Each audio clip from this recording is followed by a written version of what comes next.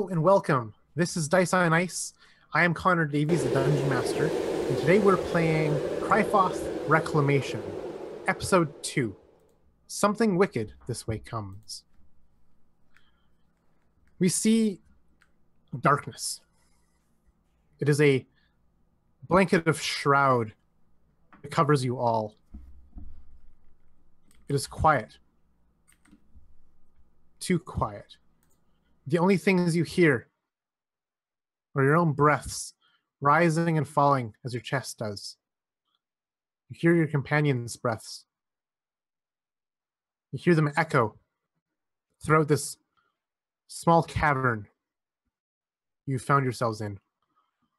This is shelter from the many elements beyond, the scorching sun that rise and set as pairs in the sky, the scouring winds that strip flesh from bone, and the great many beasts, terrors, raiders, and demons alike that prowl the wastes in search of prey, a victim, or something even worse. This is where you are, with the hard stone beneath your bottoms and your feet, wherever you rest.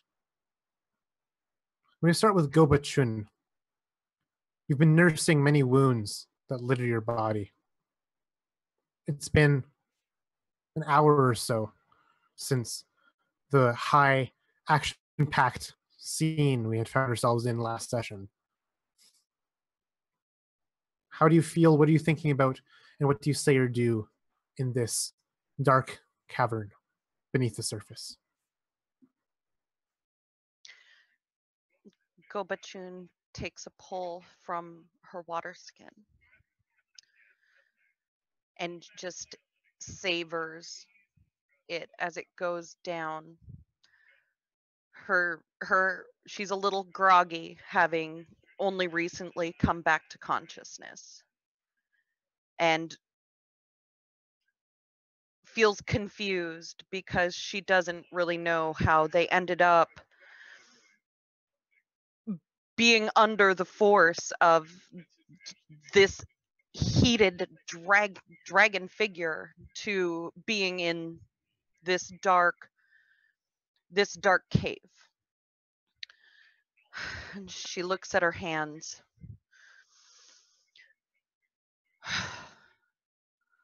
Close. Floparhor. Close.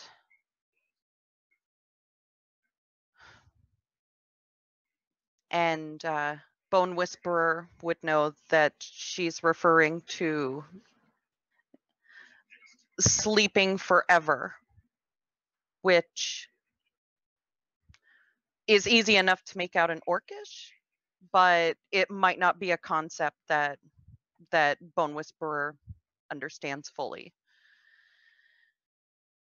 And then Gobachun puts the stopper back into her wineskin, stows it, stops, brings it back out, and offers it to the others. Who need jut water?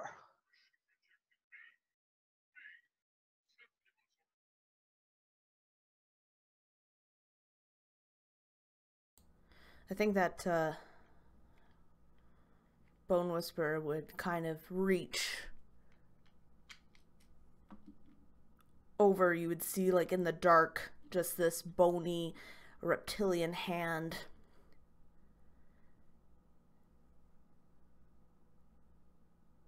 My thanks. She would take a huge swig before offering it back.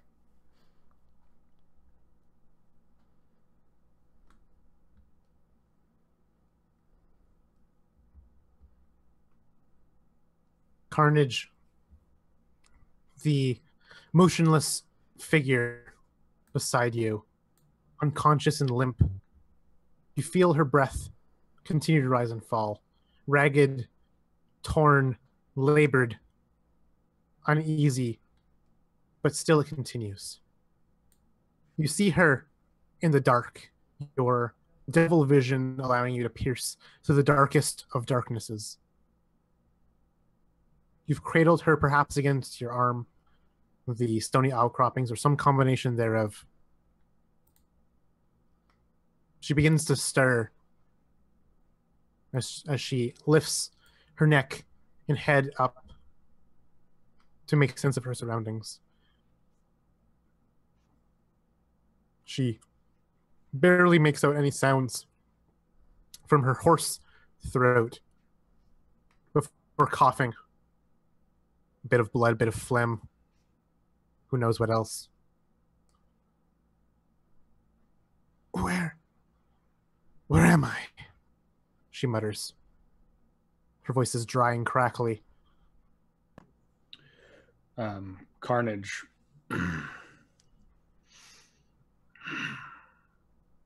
Don't worry. You are all right. Here. And he reaches down and he grabs his own water skin. And he proceeds to just pop the cork on it and gently lift it to her lips. And she looks at you hesitantly, as if not knowing whether it's okay to drink your water or not. But as soon as that water skin reaches closer and closer, she nods, "Thank you," before grabbing it and just pouring it into her face, into her mouth, before she pulls back. It's been far too long since I've tasted the cool, refreshing taste of water. Thank you. Before she limply places it back into your arms, into your hands. All right. You're welcome.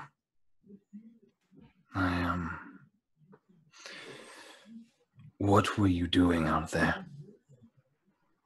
Outside of being trapped by Sasuri? Oh, why were you out there of all places? The people I'm a part of, well, we do many things in many places. She looks up to the horn severed on your head. I'm sure you would understand.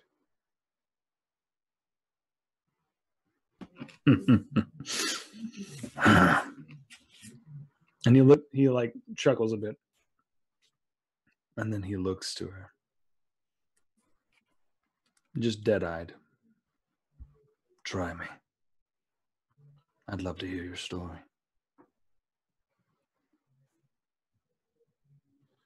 Well, I'm the last one of my crore. My group, my team.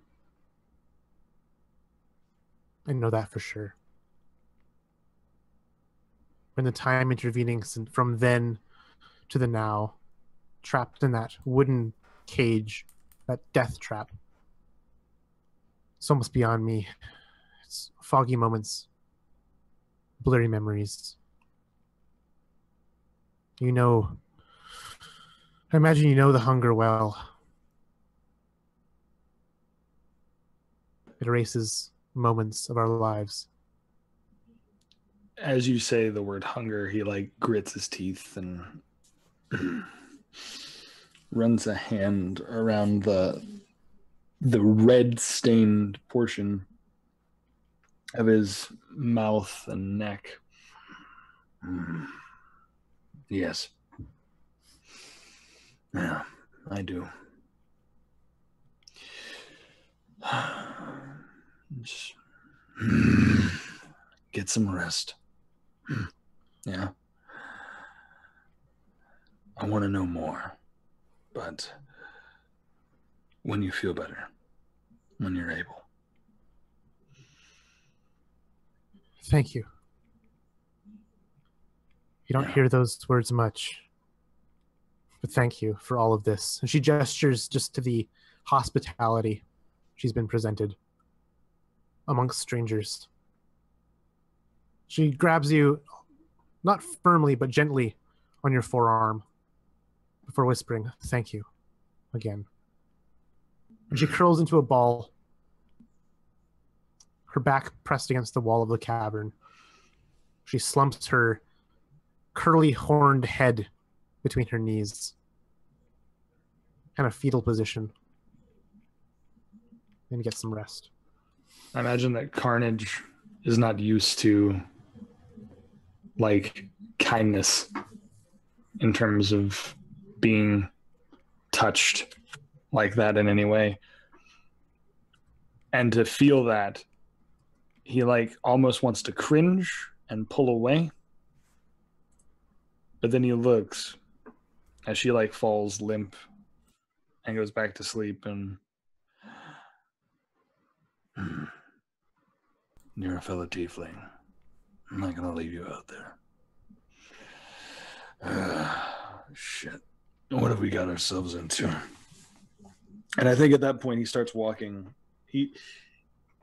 He's the one that's probably walking around the cave, kind of like looking at the remainder of his group, seeing for wounds and other things like that. He probably walks over to, if we've made a campfire by now inside this cave, he probably walks over to that, and then I imagine it's probably Bone Whisperer that he sits down next to. How long are we planning on staying, Bone? Until we decide what she knows, or she has regained some strength. What have you learned from her? Well, she's the last of her crew. The last one. Other than the fact that she was out here and she's been trapped in that cage for quite some time. Not much yet.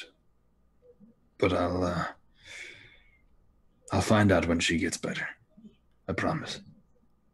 Good, good. So, she's a blood knight.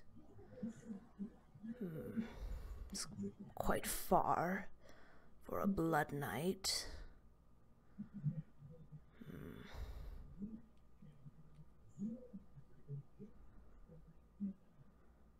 Yeah, but yes, tell me when you know anything more. I will. And she looks at you very seriously. I think she's been kind of staring at the fire, but she looks at you in the eyes, and if she is not useful to us, Carnage, you know, we cannot take her.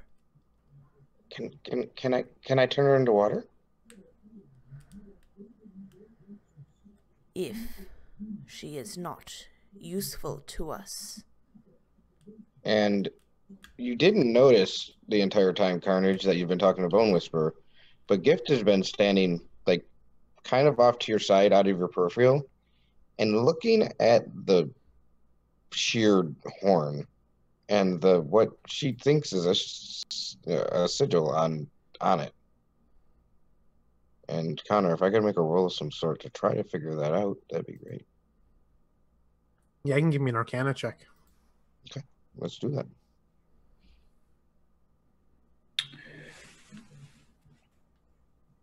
This is something she's real good at. Yeah, it's like a million. 24. You know for a fact that it's not a sigil of any kind. It has no arcane significance. It is merely a symbol drawn upon the horn stump. Yep, and so she takes that internally, and so she doesn't look really good. And how much do you have left? Because I'm down to my second to last water source, and I ate a bunch of destroyed meat, and there's not a lot of that left either. I will be fine. I will take care of her. I'm not asking you to. Didn't think so. I may be really young, but I'm not useless. I You know saw that. I'm trying to keep you safe, as I'm trying to keep all of you safe. But wouldn't that... Okay, well, Beck... And she's stumbling on herself just a little bit because she's intimidated by him. Back in my tribe, back at the Blade, we all depend on each other. It just doesn't fall on one person to be the one that keeps everybody safe. I made it so that she, and he points to the orc, she didn't die. And she looks to Bone Whisperer. You know that I'm ready for this, right?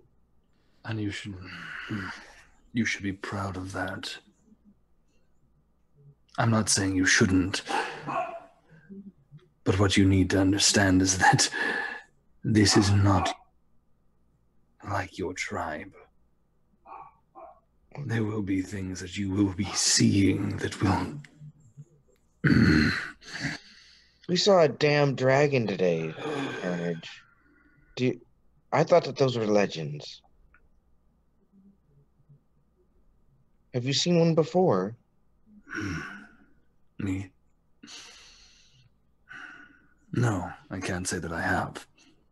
So, I know the ramification of what is going on here, and I've read so much about all of the writings that I've been able to find. So I understand all of these creatures in theory, but I can't say that every time you see one, it's not going to be startling. I think at that point, he nods to you. I understand, girl.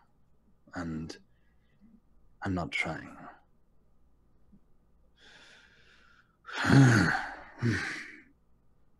And she walks around him over to where Bone Whisperer is and sits down at her feet. It says, Mother,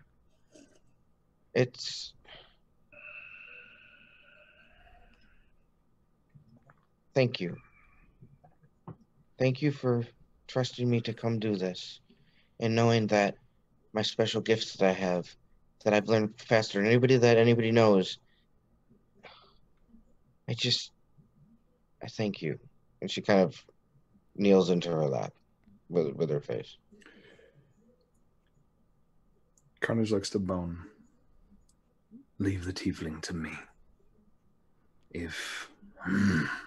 And he kind of grits his teeth. Because he knows what she's asking, but he knows that he probably wouldn't want to do it. If it comes to that, I will do what I must. Bone Whisperer just makes a slow nod as she kind of she has these long, scaly fingers, and they just kind of almost absent-mindedly just kind of play with Gift's hair. And she just nods. I trust you will do the right thing.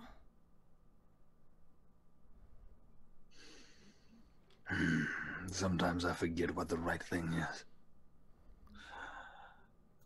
But I'll do it if I need to. It's taking care of your family, Carnage. That's what the right thing always is. And we are now a family. And if we don't take care of each other, a dragon is going to incinerate us. Just my My thoughts. Sorry. He And she puts her head back into Bones' lap. he furrows his brow a little bit. Just a little bit. Because he can't even fathom that they would be all considered family together. It just doesn't make sense to him. And he just, I'm gonna go see if Gobachun is all right.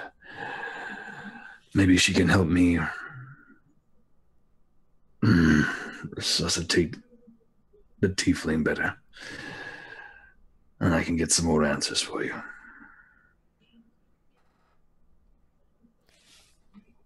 Bone Whisperer just kind of turns back to the fire and just stares at it.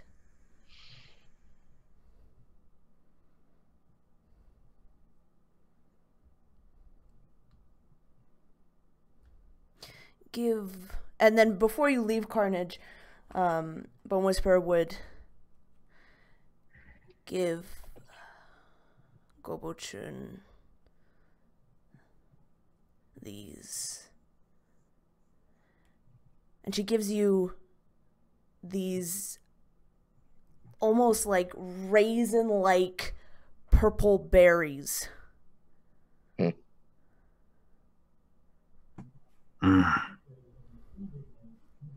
He looks at them in his hand. I don't know if he's ever seen anything like these before. Maybe he has, because he's had experience with Bone Whisperer. But he would clutch them in his hand. Right. He nods, and then he will go head over to Gobachun.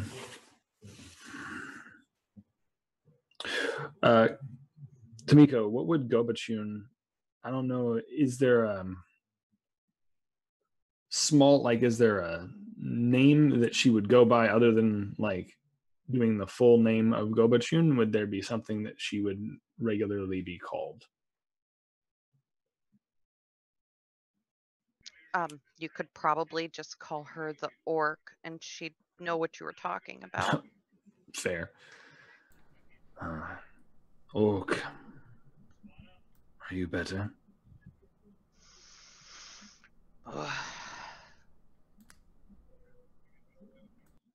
Gobachun, awake. And she's just kind of looking down. She's moderately like dressed to the best of her ability. Her various scratches and gouges and burns. Yeah, you see this large tiefling man that's got like scorch marks all over his leather and all over his, any of his robes from just walking out in the fires. Bone Whisperer asked me to give you these. Maybe they'll make you better. I'm not sure. And he extends that like spindly tiefling hand to you, and inside it are these sets of berries. Now, given that I am one with the land, would I recognize these as being good berries, Connor? You would instantly recognize the fact that they are not inherently magical in the fact that they would not be good berries. They are just berries. They are berries, dried out from the many, many seasons of kilning. The fact that they're even intact is a miracle in and of itself. Many berries just dry up and disintegrate after the many, many, many passing days and many passing killings.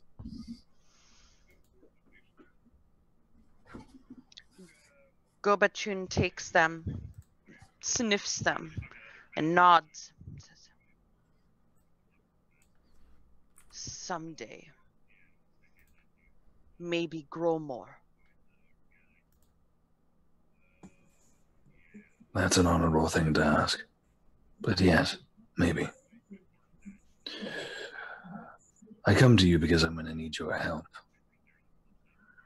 And he looks over in the corner with the sleeping tiefling. She was barely conscious when I talked to her last.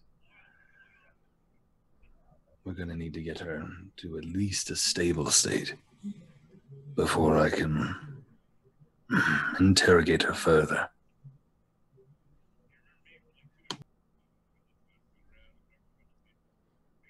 She is stranger. Demon. I was a stranger and a demon to you. I have been. I see the way you look at me.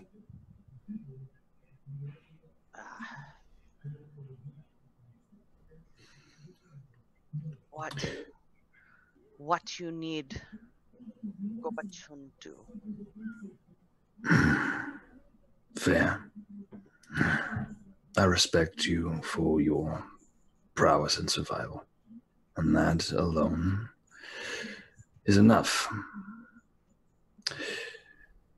I need the tiefling at least to be able to talk to me fully without passing out. She's exhausted. Can barely breathe, right? Bachun asks Sand Spirit to help. And I get up and walk over to where the tiefling's laying down. Resist the urge to spit, partially because, Crifoth. You don't spit on people in Crifoth. You gotta keep that shit to yourself. But partially also because I know that he's watching me. And I do have a grudging respect for him because of our days of travel. Gobachun reaches down and touches the woman's arm, and she begins to mutter under her breath.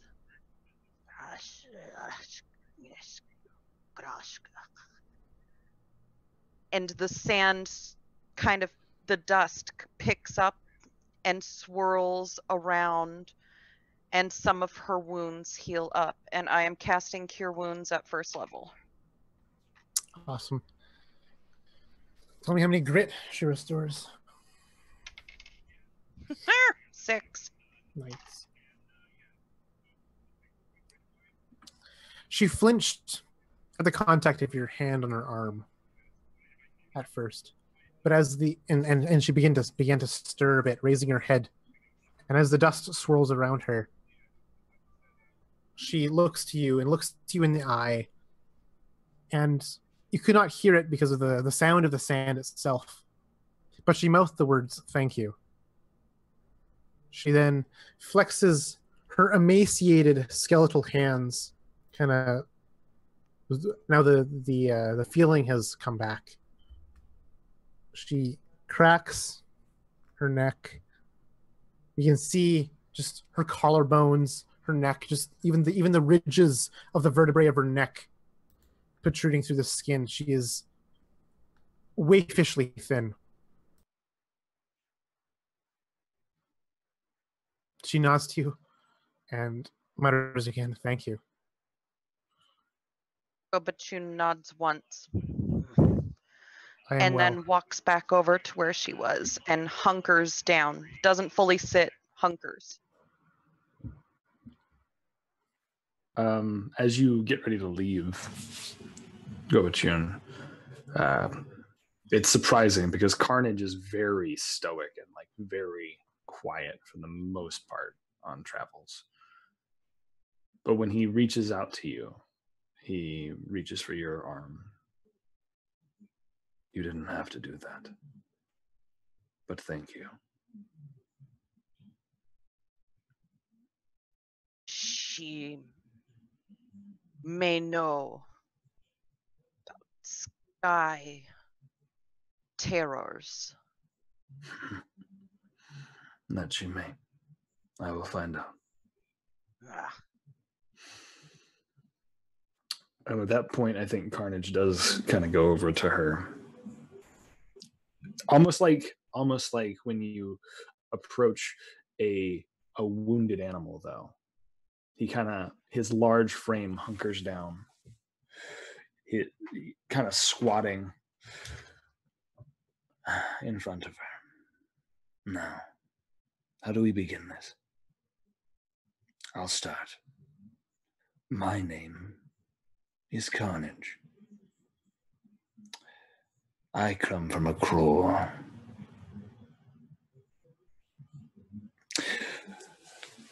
As well, but you can see it did not go so well for me. My question to you is, what is your name first? I call myself, and you can hear her words are less labored than before. I call myself Zion.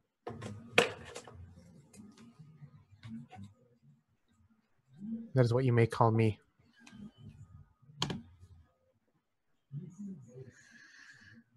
Thank you, Carnage. You're welcome. And he says this tiefling to tiefling. Your claw. What was it called? Our crore had no name, but was ran by Iron Tooth. He was our captain. Would I know of that No. tiefling? No. Okay.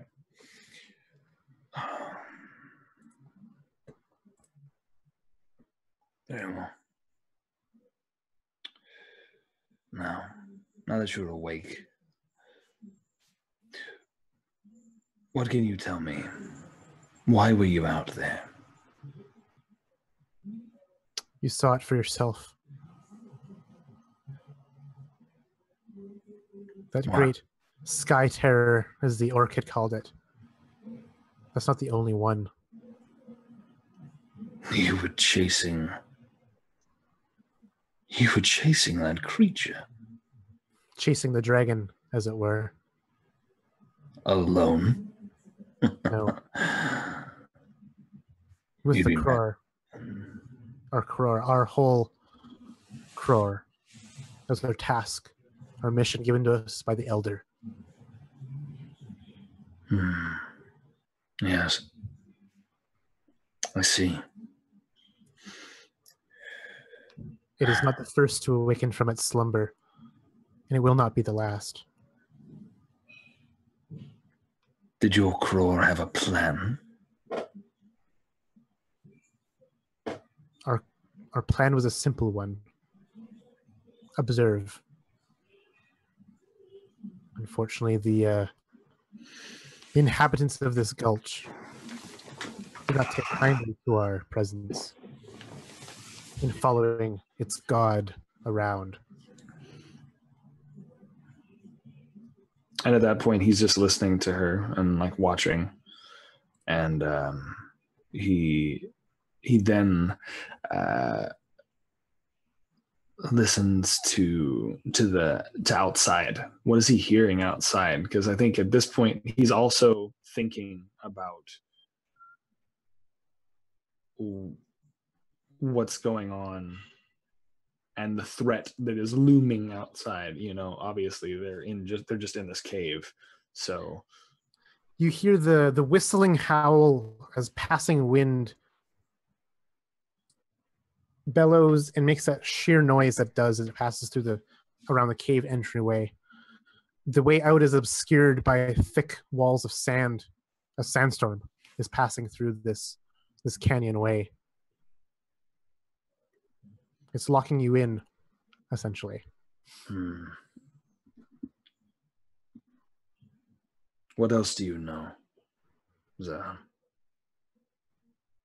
Whatever you can offer us, I want to know it.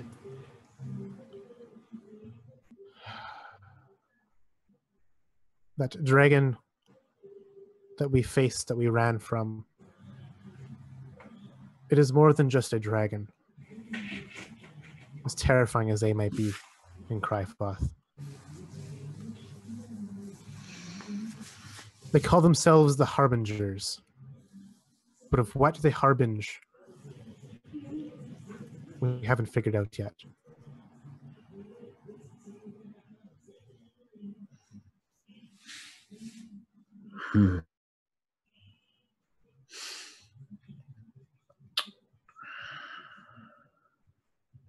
I think Carnage is kind of at a loss because he's used to being big. He's used to being, the brute and being able to like go forth and do. And knowing that they have like an insurmountable foe. That's not much to go on. But he extends a hand to her. And she looks down at it, seeing what it does.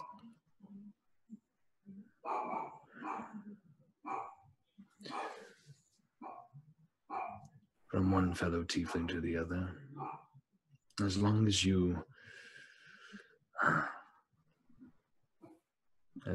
attempt to keep us safe, I see no reason why we cannot work together. She clasps your hand and then says, "We are liberation." We are liberation. Fitting. Yes. She looks puzzled at you, at your response. Oh, you do not know the oath? Oh, well, Were you I not know. with your core for long? I know the oath. But even you still should know what an exiled mark looks like.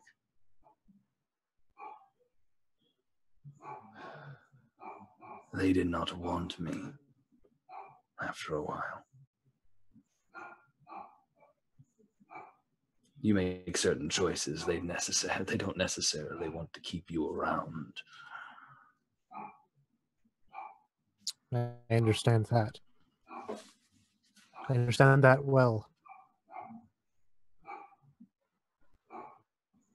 But here I am, alive. Who knows where my stoicness may have gotten me in the past. But I stand alive now. For that, I'm grateful. That you do. And I intend to see it that way as long as you keep us alive as well. And I think he begins to like try to introduce you to the others, while also kind of knowing that you are still in this like wobbly giraffe state, right? Like you are in this I'm brand new to the world kind of situation.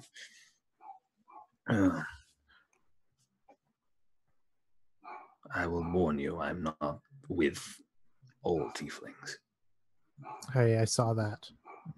Yes. You Come. make strange company for a red-skinned one.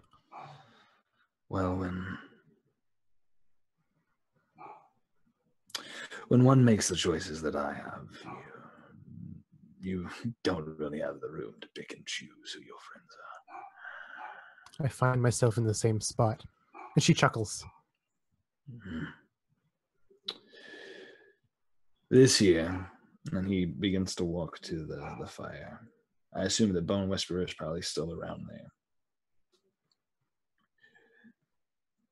Yeah, Bone Whisperer is there, just kind of staring at the fire, but you see that as you're walking towards every so often, her eyes flick towards you, and a pink tongue just kind of comes out and quickly returns back in.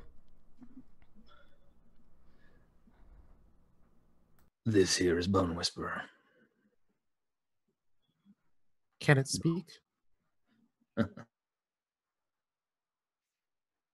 You'd be surprised. Oh, I see you're already making introductions. I assume that means we're keeping it alive. And she's not talking to Carnage, she is staring right at Zion.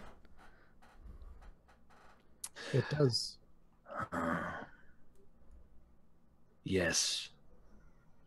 Bone, it does mean we are keeping it alive, and it has a name. I would appreciate it if you had addressed it as such. It is named Zion.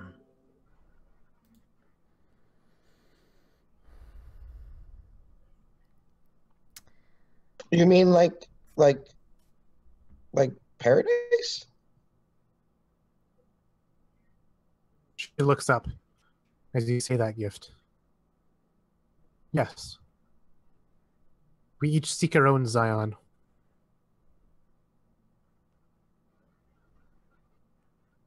That is true. I left Zion to come here. Doesn't make much sense, does it, there? Then was it really Zion for you? Well, I had everything a girl would ever want. A leader that I looked up to.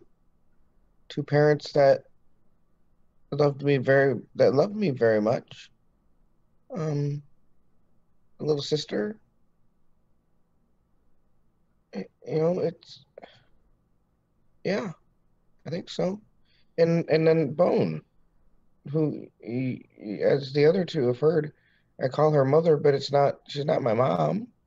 I figured that. Thank you.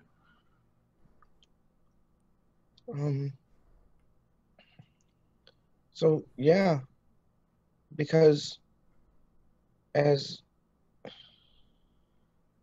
our tiefling leader always tells me, I need to challenge myself. And this is my challenge. And Bone Whisperer brought me to do so. So you took this young one with you? Bone Whisperer.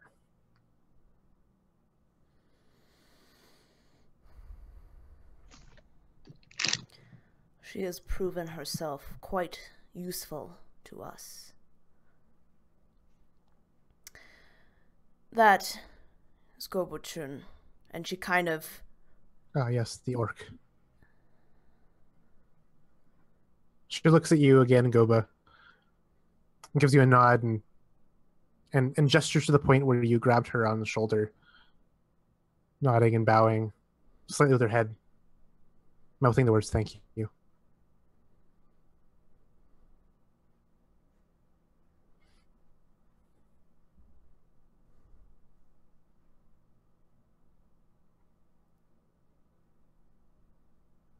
Gobachun just grunts, but nods.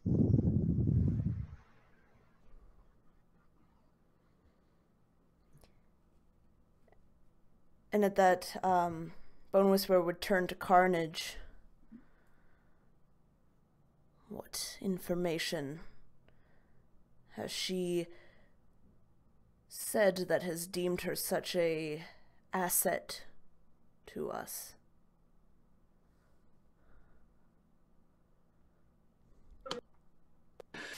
She claims that these creatures, these dragons, are a thing known as a harbinger. I've never seen one like this. Ever. But she said that her and her crew were attempting to, bring one down? Capture it? Follow. To See what how it ends? moves, how it acts. Why? They bring about change. Something like it has never been seen on the face of this world for decades, for generations. Whatever stirs in Crifoth's heart, it stirs with hatred and malice and vengeance. whatever it brings is a terrible fate to behold.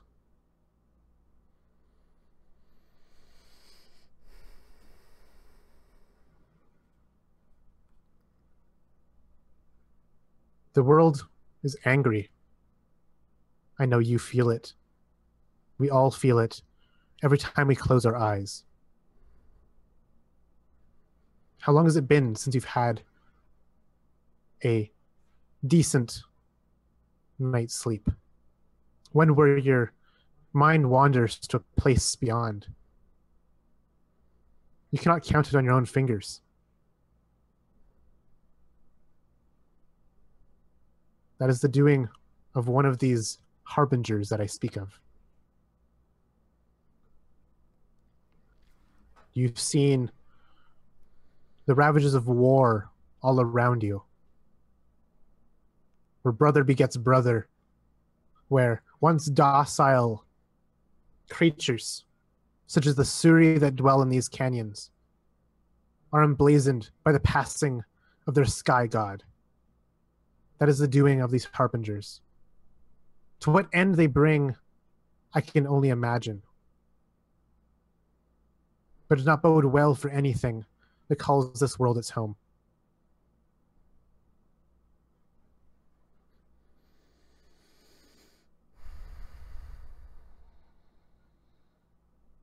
It is a threat to us, but it is also a threat to the vile creatures that terrorize this world. The ones that taste good. The ones that kill us, that enslave our brethren. The ones that cause us to hide and cower in these distant places. That is another reason to watch these great beasts, these great beings. If we can get them in some way or form to cleanse this world, not of us, but of them, the devils themselves. Perhaps we can reclaim this world as our own once again. Because that is what the Blood Knights stand for. Liberation. I know those words do not mean the same things it means to us. But I'm not content to dwell in a world that is not my Zion. That is what I stand for. That is why I yet live. And I thank you, all four, for having the compassion in your hearts. Something rare. Something more rare than any droplet of water in this God-forsaken world. Thank you. So you keep using they and them, so that means there's more than just that one? Yes. Do you know how many? No, we do not. We know there's at least 3. Okay. Confirmed sightings of at least 3. Are they all fireworks like that? No. Oh. Interesting.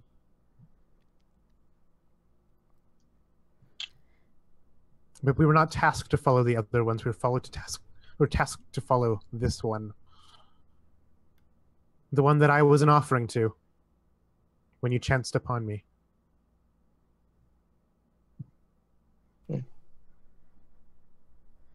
You hear the sound of wheezing coming from Bone Whisperer.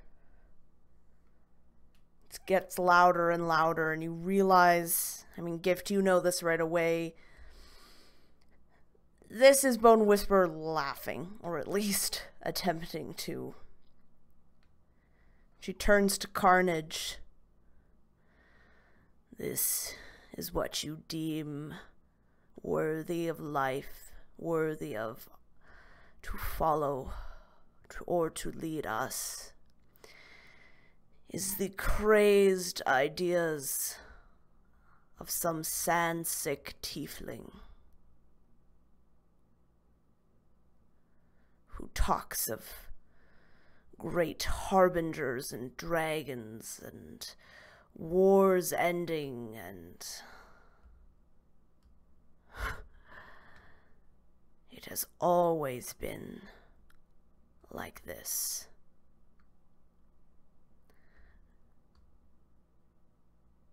These things are nothing more than just another cruel joke that this land likes to throw at us. Much like what is out there right now. And she kind of gestures vaguely to the sound of the sandstorm.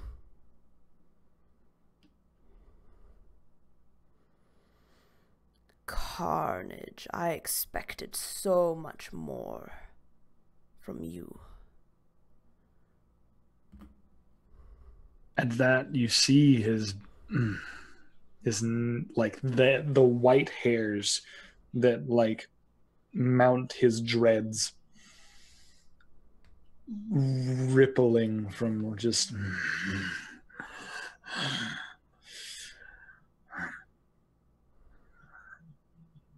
I did so because she was a defenseless tiefling.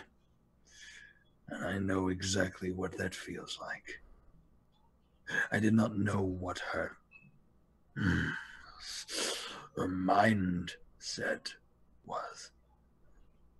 I merely protected my own. Now. and he looks to Zion. You were not actually saying to me that you Blood Knights believe that if somehow you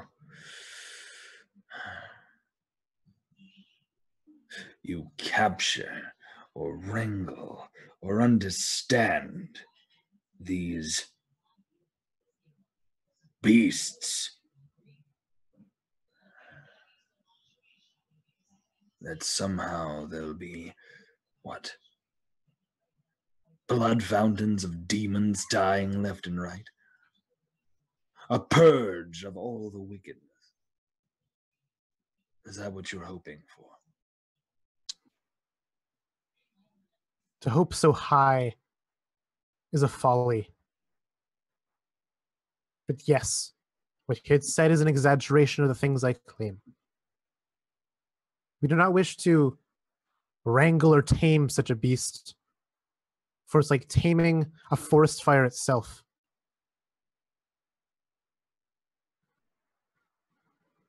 Taming a sandstorm, taming a demon itself. But you can direct such things, can you not? Nudge them here and there, like a boulder rolling down a hill, pointed in a direction so it crushes. Standing in front of this Blood Knight, he looks to her.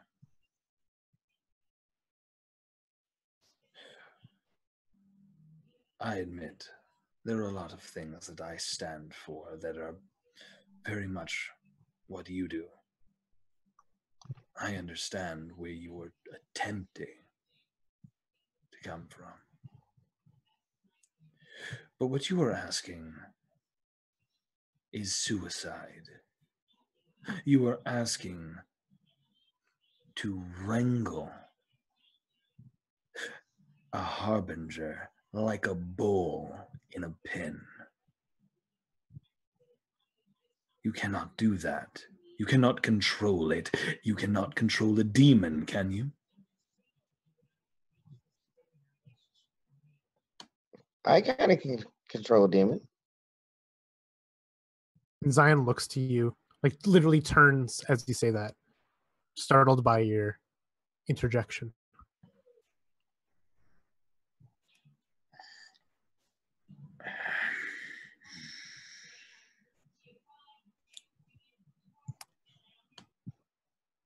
I can. Either she has talent or she was out in the sun too long. She is young. or that. She does not understand what she says. As if, like, shut up. I'm trying to protect you right now. This tiefling we do not know obviously has extreme bias to those who would assume control and or affiliation with demons.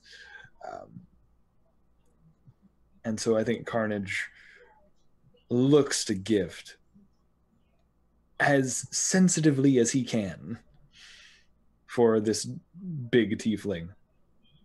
Please excuse her interruption. I understand where you're coming from, Zion. But you cannot be serious.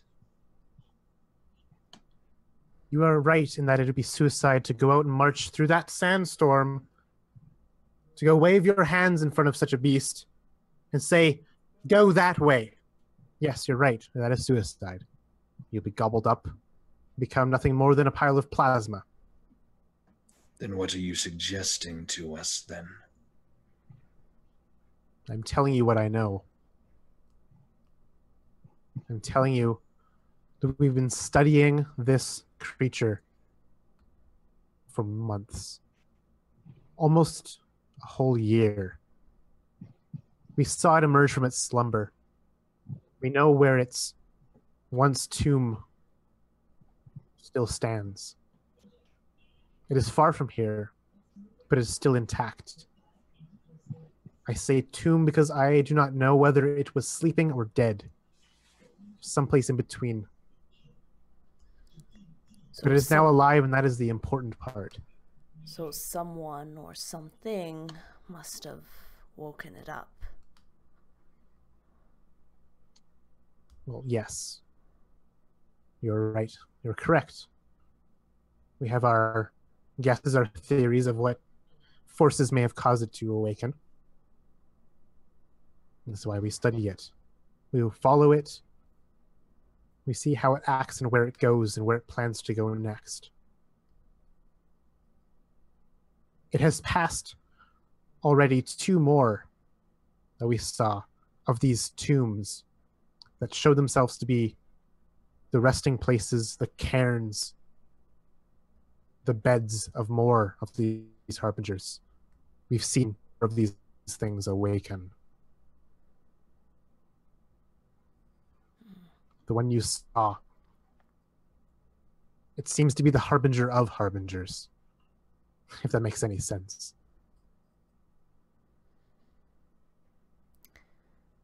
Bone Whisperer would turn to Gobachun.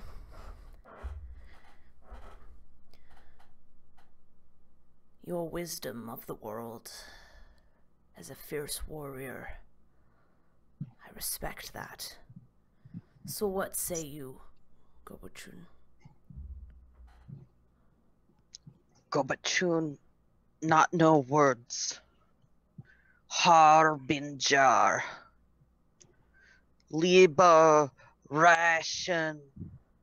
Suicide. Right.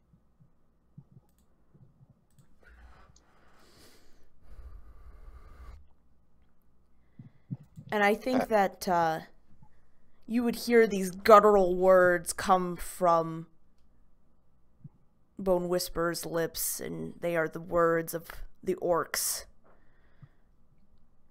And just basically a very vague translation. But sum up the Reader's Digest notes of kind of what Zion was saying. And like it just sounds like guttural and it's full of hissing as well, which is part of Bone Whisperer's accent, so it's...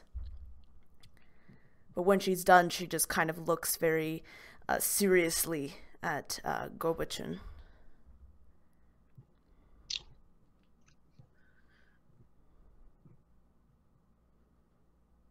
The suns rise. The suns set. They rise again. And destroy, harbinger, make demons stop?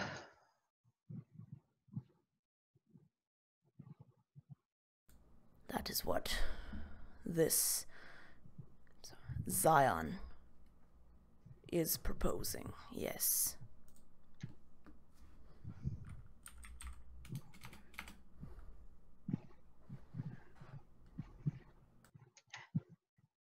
How?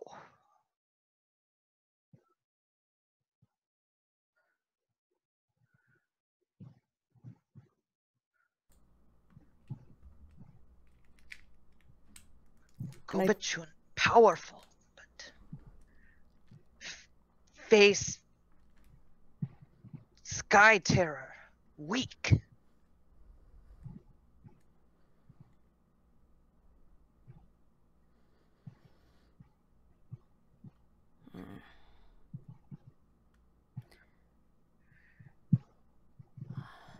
And at that, like, Bone Whisperer would look to Zion. I'm not sure, but crazy or not, she has piqued my interest. Talking about such things as powerful, more powerful perhaps than the demons. It's interesting.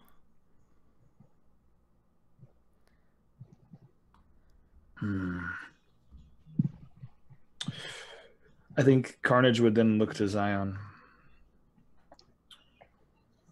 But before he does, he looks to Gift. What about you? Are you ready for whatever she's going to ask of us? I am ready for whatever Mother tells me we should do.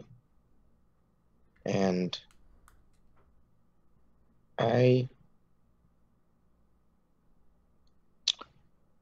Miss Zion. Yes, child? I am not a child. But I have another simple question. Where's the rest of your search party? Did they leave you for dead? Or did the dragon incinerate them?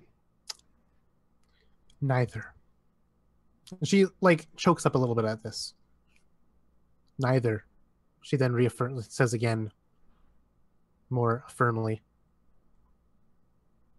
They are in the guts and the bellies of the lizard people that dwell and skitter and hive within these canyons. Why they do not eat me, beyond my understanding.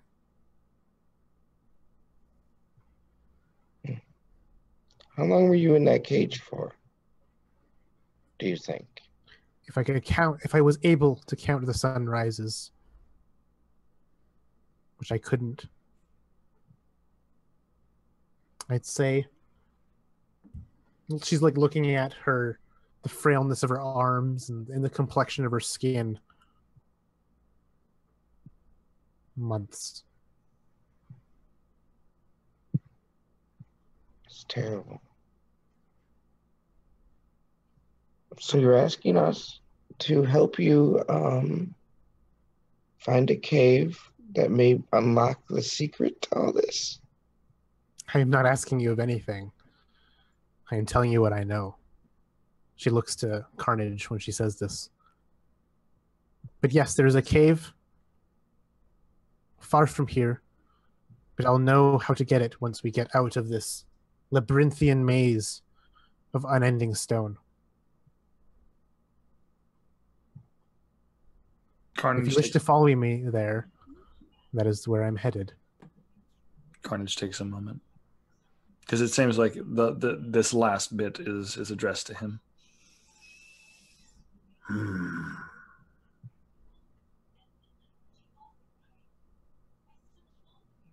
I will follow you. I honestly don't know where this is going to lead, but I will follow you. Well, apparently to a cave.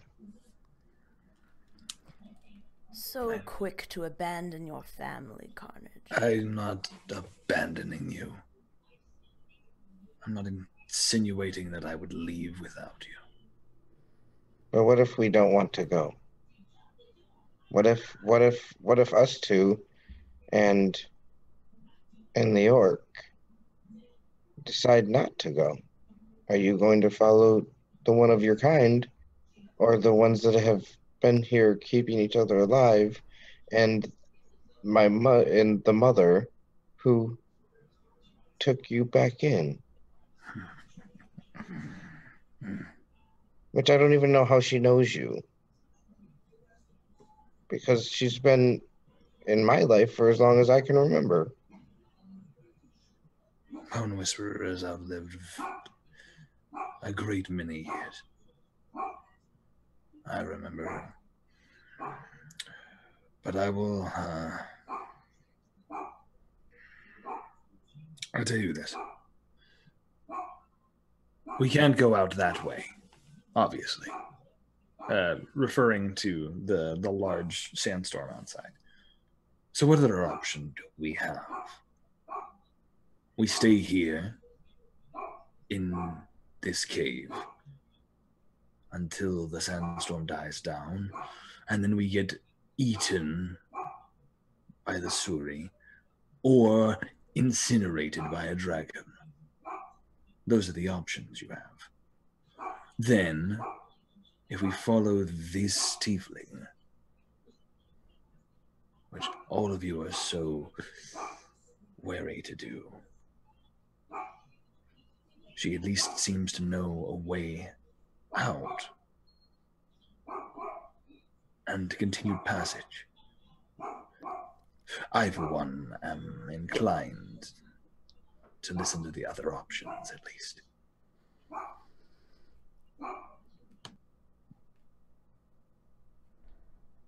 I am not saying no. I'm just saying you must think, Carnage, before you say things. That is all.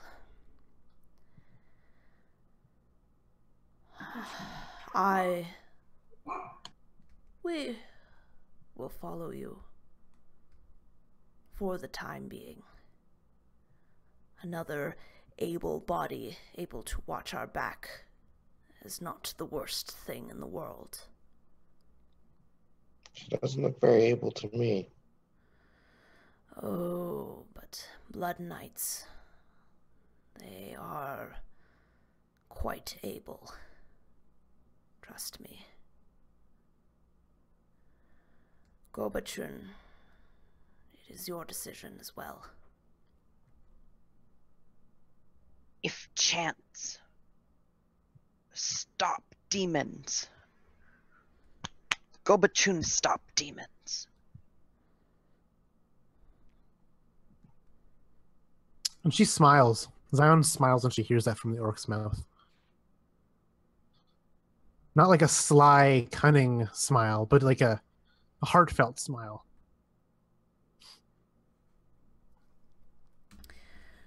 Well, it is decided then, Tiefling. Zion.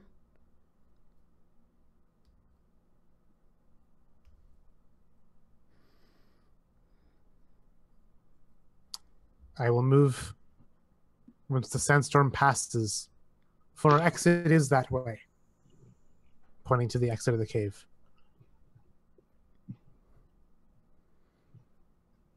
I thank you for your companionship. For I am, as you had said, a little less able than I am at my peakest. She gestures to her frail body and the fact that she's wearing just rags and has no other possessions. That is worth quite a bit. Gather your bearings, for we set out soon, once the last grain of sand stops to blow. we'll march onwards. And thank you again for hearing my words and taking them to your hearts. Crifoth knows no heroes. There are some that still stand against the tyranny and against the ravages of the world. I'm proud to call myself a companion of them.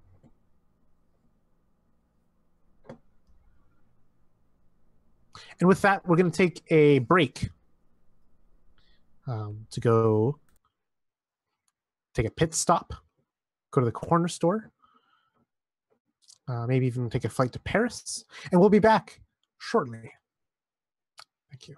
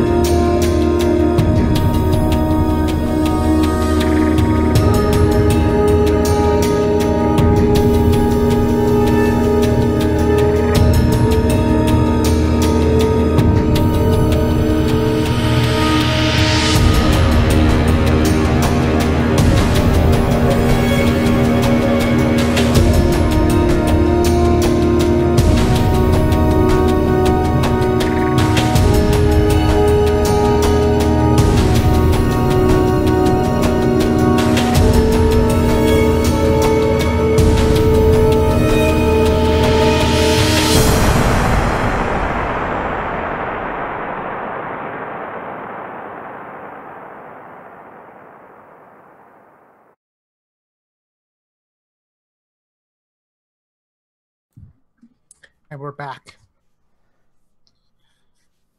The sandstorm finally subsides after another hour or so of the constant gusting and howling at the cave entrance. It had obscured all sight, all sound from beyond. But finally the dust settles. A lot of sand has creeped in to the cave itself. Sand that was not there before. It even reached your campsite, your fire pit that you had set up earlier. It is tranquil outside. You notice the sky is a more dull color. What red sun was high in the sky hours before has been replaced. For the second dawn has occurred in Crifoth, the kilning, and it has passed. Now in the sky is the tranquil, gloomy, desolate gray sun. Everything is basked in a sort of twilight, for the gray sun does not shed much light, but it burns just as hot.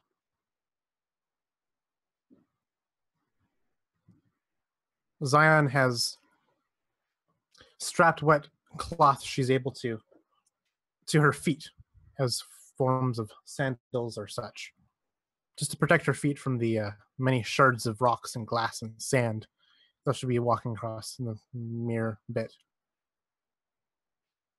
She's snapped off some root of some long petrified tree or brush or some other plant life and holds it now as a walking stick. She's at the lead. She looks back at the four of you. On we press.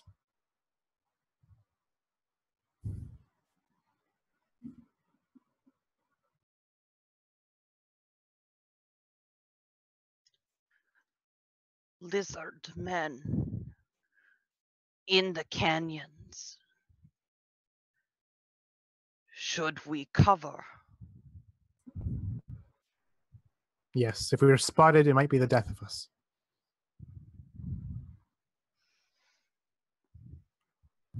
Go Batun cover.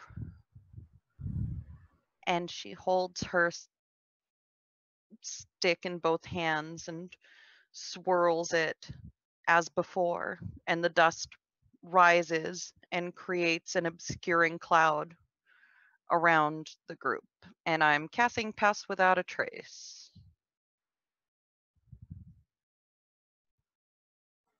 You are close to the spirits, Orc. That is a valuable talent. I feel like this fight we're about to have is one that is close to home for you. Sand spirits, rock spirits, all spirits with Gobachun. Zion is with Gobachun. Gobachun grunts and actually nods respectfully. And so she leads, taking the first step out. Before she does so, she peeks above and around, taking note of anything that might scurry across the rocks. She signals that it's okay to come as she heads out under the cloak and guise and obscurement of the sand spirit Pass Without Trace. And so on you press, following Zion's lead, winding through the base of these canyons, taking turn after turn, descent after descent. It is labyrinthian in these canyons. And here we enter the survival phase. A new mechanic found in this product, this book of Crifoth. And so we're going to start with Zion, as she is pathfinding for you guys.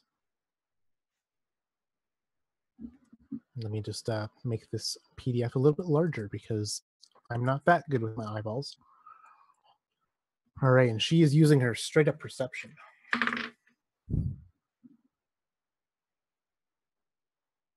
So thankfully, her guidance is very, very, very good. She seems to know these ways. And she comments, I've been through these canyons far too much in the clutches of the Suri. Though it is now a boon, I wish I do not know these canyons so well. What is Carnage going to be doing during the survival round?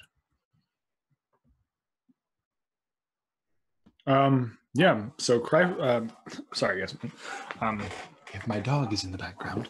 But other than that, you're gonna see that Carnage is eagerly, like, he is on her toes, but he's kind of putting himself in between the other three and Zion, because if there is someone, if for some reason she does betray them, if she's not telling the whole truth, he wants to be the one that has to do it, right? Like, he wants to be the one that has to take that out. So I think he would then put himself kind of in between the group and her, and maybe even like start scouting with her so that she has like somewhat of a comfort zone to where maybe her guard will be down and she'll maybe give away some more information, because even though he is slightly trusting her, he's also wanting to learn more, because this is like probably one of the first tieflings he's seen outside of his Kror as well.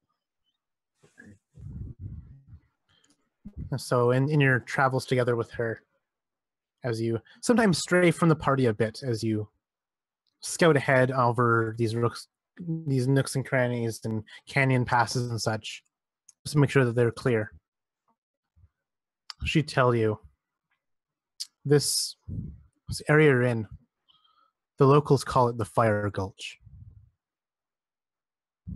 It's home to many, many Suri. They're plagued before, docile. But now they worship the Harbinger as some god. You saw them with their goat cap, the goat skull caps, and their magic of flame. I fear what these Suri can do in the numbers they hold. You said they took out your whole Kror. One by one. That is entirely disturbing. I was the last one standing. I haven't seen something like that. So we must be careful. Very. Watch.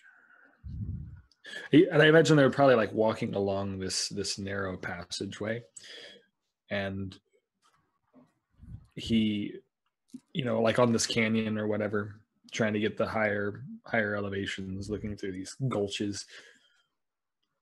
He would be looking on the left side, and then maybe she looking on the right, kind of looking over, making sure that no Suri are coming up the sides of the canyon.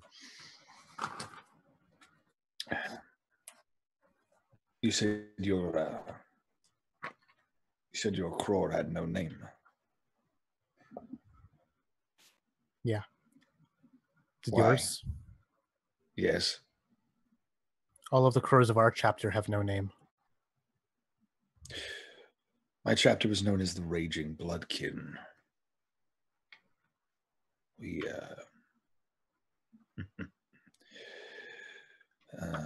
for a reason.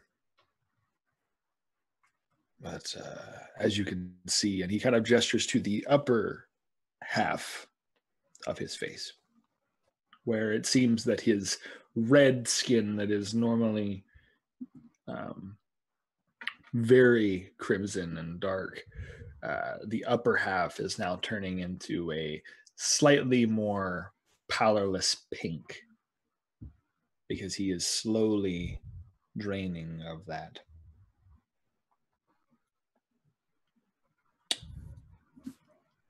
I don't need to necessarily inform you of what our reputation was, do I?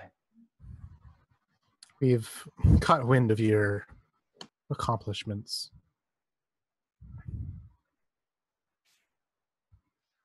Yes, well, not all of us thought that sometimes when you want to fight demons, you have to become one. Your actions don't have to be demonic, if that makes sense. It makes too much sense. I know that struggle well. May not be as well as you know it, bloodkin, but I know it in my own heart. And this banter continues as you travel in a pair, pathfinding. And so if you wish, you may take the pathfinding action in this survival round. Sure. Because of Zion's success, this will only cost you 1 point of exhaustion instead of 2. Okay. And if you succeed on this, all of your allies will be extremely free on their actions, essentially, for the remainder of this round. Awesome. Assuming you make a survival, athletics, or perception check. Okay, that's all I need to do. So survival, athletics, or perception. Yeah, and you'll take 1 point of exhaustion from this. Okay. Okay, so that's going to be an 18 plus 7 for my athletics. So yeah, 25. Yeah, through your sheer athleticism, you're able to just scale cliffs that no one else can kind of scale. Just get the sights and get the layout and the survey of the land. You're able to guide your companions very effortlessly through your combined efforts. So for the remainder 3 of you, your survival tasks will cost 2 less exhaustion points than normal. If that reduces it to 0 or beyond, it just is 0. You don't have negative cost. And then, Chad, you may choose who the next person is in this initiative. Let's have Gobachun go.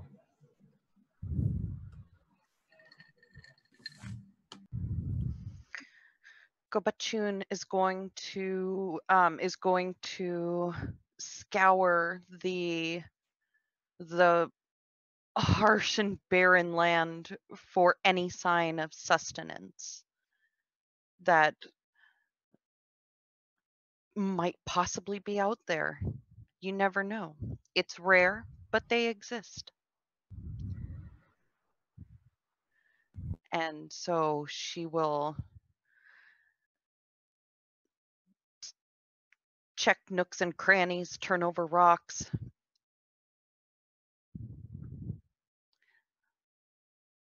Just poke her hand in holes.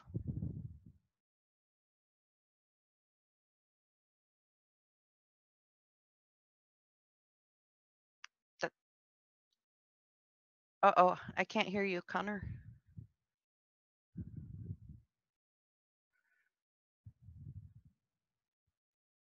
And neither can I. How about now? There we go. Awesome. So you're doing the foraging action, right? Yes. Awesome. So give me survival or nature check, please. That's gonna be This is going to be at survival. disadvantage, though. Yes, it will be. I've got disadvantage dice.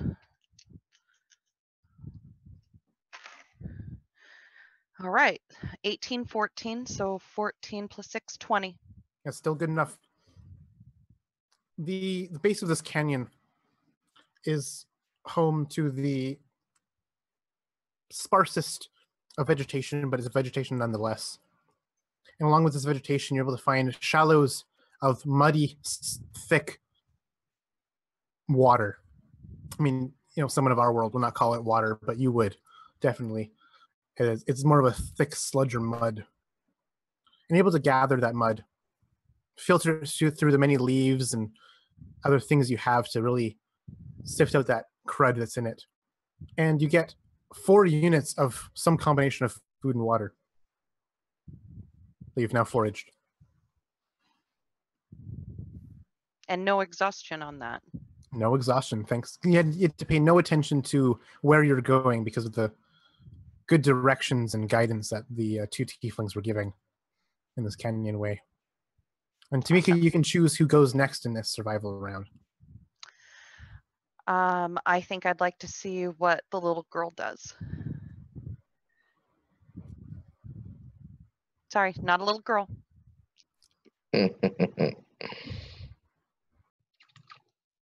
All right. Well,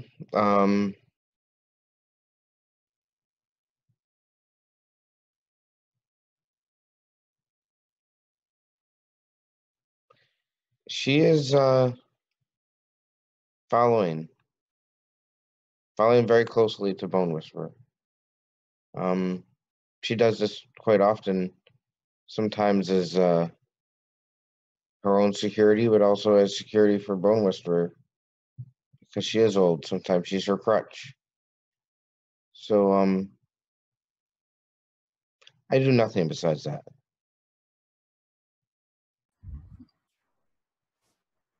Still regain 1 point of exhaustion, Mhm. if you have any, Mhm. as you literally do nothing. That was You Bone Whisperer company. that was the point, because I only have 1 point of exhaustion, and I was already -1. So, And so, do you say anything to Bone Whisperer in your time with her? yes. Mother, I have a question about that tiefling. The one that you call Carnage. Yes. What is it? Do you really know him? Or is it just somebody that he thinks he knows you? Carnage and I, we have long before I knew your tribe. I helped him.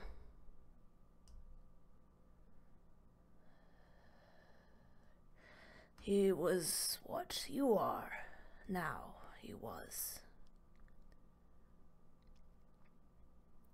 guiding. A prodigy. Yes, though different skills than you have. Well, clearly, all he does is beat things up. I suppose. But fortunately, he was taken, and our paths diverged. Can we trust him?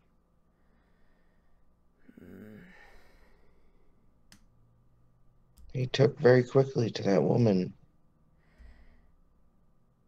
Carnage likes to put on the air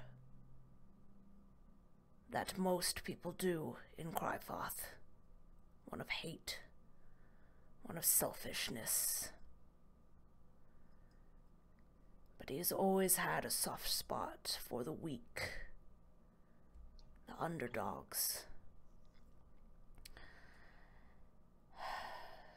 So, as long as none of the demons have a broken leg, I'm sure we'll be fine. You're so funny, Mother. And I think that's... Yes.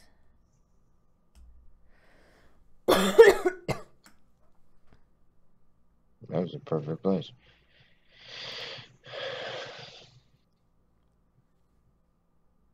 And so I get to choose, so I guess that there's only one person left to choose.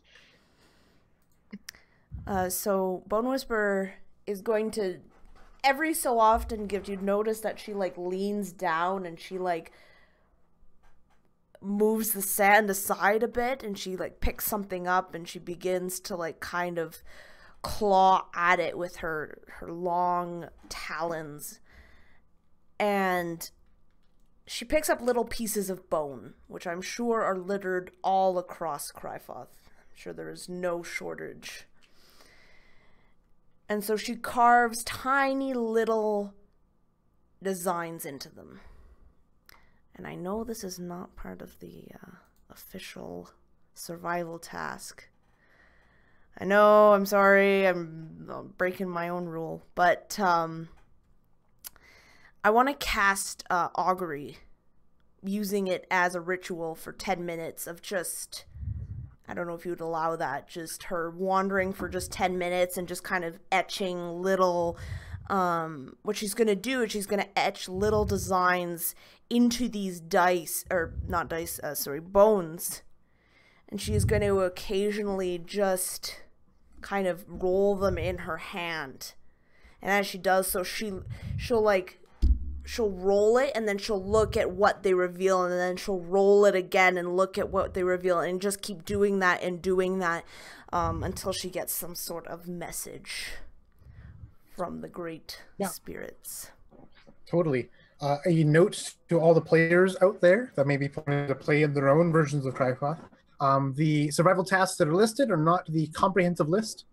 You are free to take other actions that might be fitting in your journeys. And so, yes, you can totally cast augury as a ritual in this case. And for augury, I believe you need one question that hangs on the front of your mind that you want answered through the casting of these dice. And if you do not want to say it out loud, you can whisper me that question you have. Okay. I believe I answer good, bad, good and bad, or neither good or bad as the responses for augury. It's weal and woe. Oh, sorry. Yeah. And then then both and then neither. Yeah. Right. So as you cast your bone dice into the sand and see their results, that is where the survival round ends. And what happens after a survival round is some event. And so the five of you, are pressing on. You're climbing up sheer faces and descending shallow cliffs, winding through passageways through the earth, even some caverns and tunnels that wind themselves all throughout this canyonscape known as the Fire Gulch. You come across a scene. You see it. Heaps on the ground, a dozen of them. All in a circle. Perfect circle.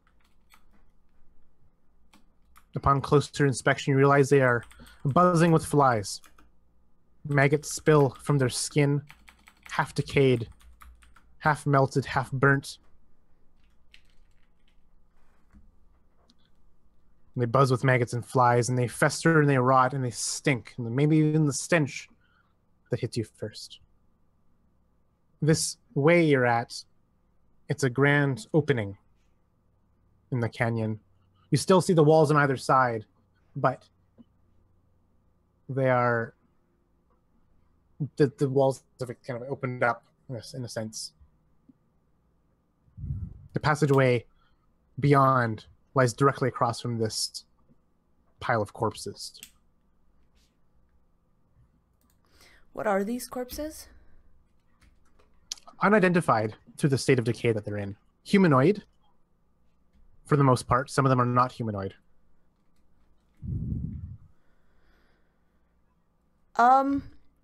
As gross as it, they're right there, right? Like on the ground? Yep. In various just positions of things that are dead. Bone Whisperer is just going to start kind of wading through them and just kind of like picking at them to see if she can find any intact skulls.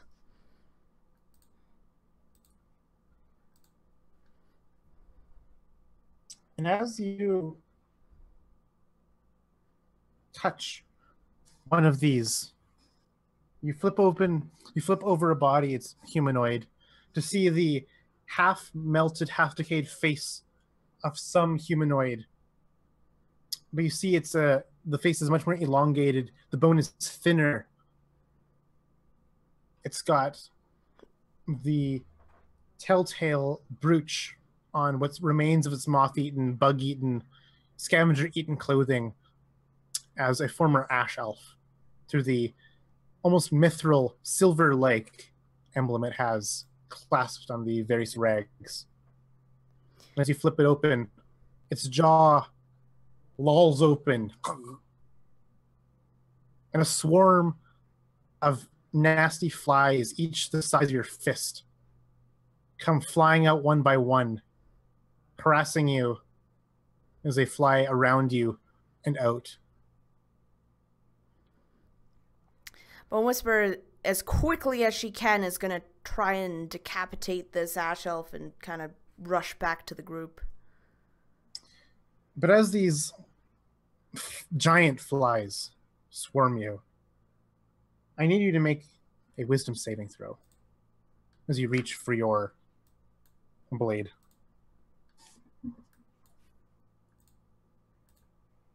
$21.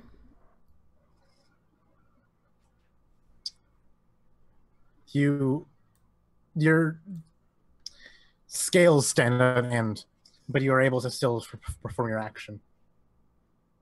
Yeah, she's gonna rush back as soon as she get that. You have in your possession the rotting skull of an ash elf. And as you turn your back upon this corpse, you hear a groan from the skull that you carry. You hear movement behind you. Those of you who are not Bone Whisperer see this form pick itself up the ground, as if lifted by the thousands of buzzing wings of flies, before it stands on its own like a puppet and advances towards you. I would like everyone please to roll initiative.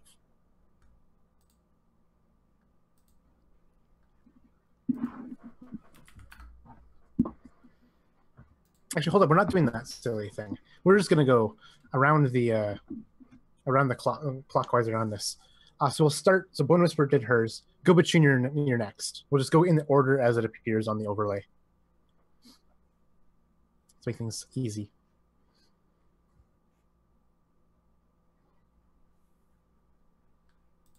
So it's me? Yes, go between. You see this corpse puppet meander step by step, each lurching after the next. You hear the sickening crunch of like bone cracking and flesh popping with each step. The rotten dregs of its former clothing drag behind it.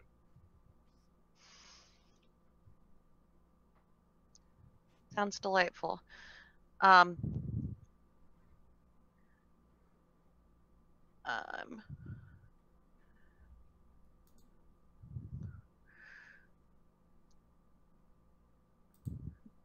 Go-Between's going to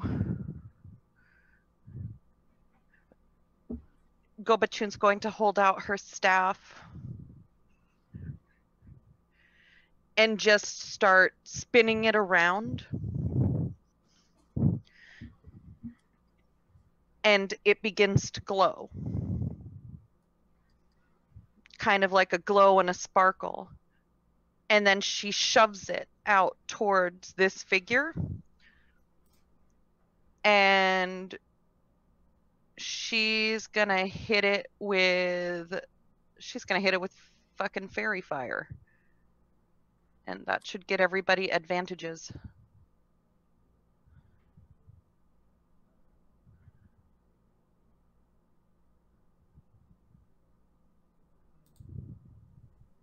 You're muted again.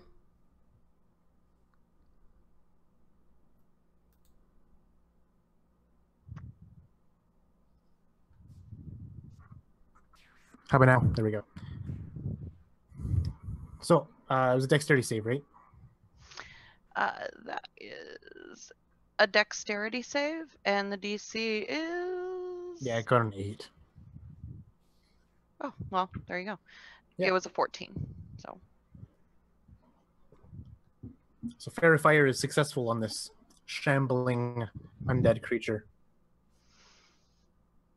attacks against quite, it have I advantage. imagine it's quite macabre. It just kind of like, it just kind of lights up, like it sparkles with like mica all Yeah. around it.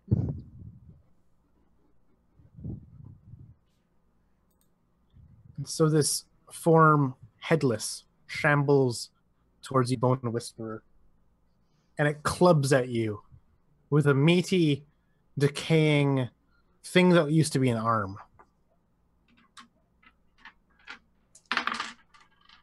Does a 16 hit you? Yes. And it does 6 points of bludgeoning damage to you.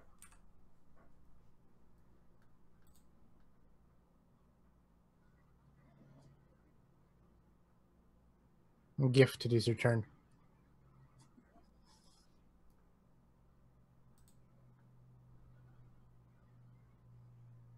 Wonderful. So there's just one main adversary, or there's the boss as well? Just this shambling corpse that is smacking Bone Whisperer with its bloody, dismembered forearm. Yeah, it seems that's a thing.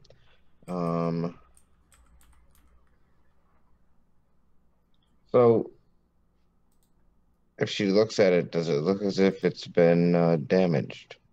It's a heavily dismembered and rotting corpse. Yeah.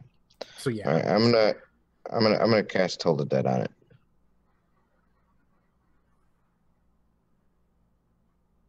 Okay. That's a wisdom saving throw. That is.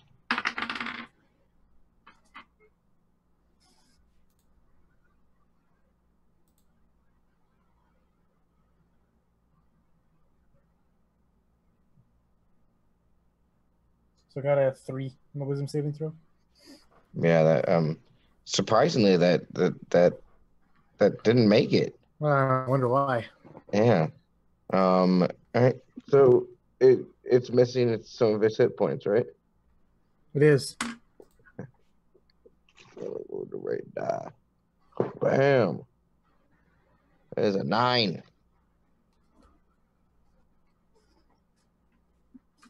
So Gift, seeing what Gobuchu and Bone Whisperer have done before her, she traces a sigil that I said the mat word. A sigil that kind of starts midline, moves in a diagonal manner, and just comes straight down. And then that was drawn in the air, and it doesn't turn blue like the others have. It just turns black, and she kind of whispers something that doesn't sound like English, or sorry, common. And you see the creature kind of shamble a bit more and begins to have black, for a better word, fog start coming out of his body, or mist or something. And yeah, that's what the spell looks like. A little bit of flesh falls off with each kind of pulse of this black mist you conjure. Mhm. Carnage. What do you do? I think more than anything, obviously they've been kind of walking in this line. And when Bone kind of sneaks off to go grab one of these skulls, he grits his teeth because he knows that nothing good comes from playing with the dead in Crifoth. Like, nothing.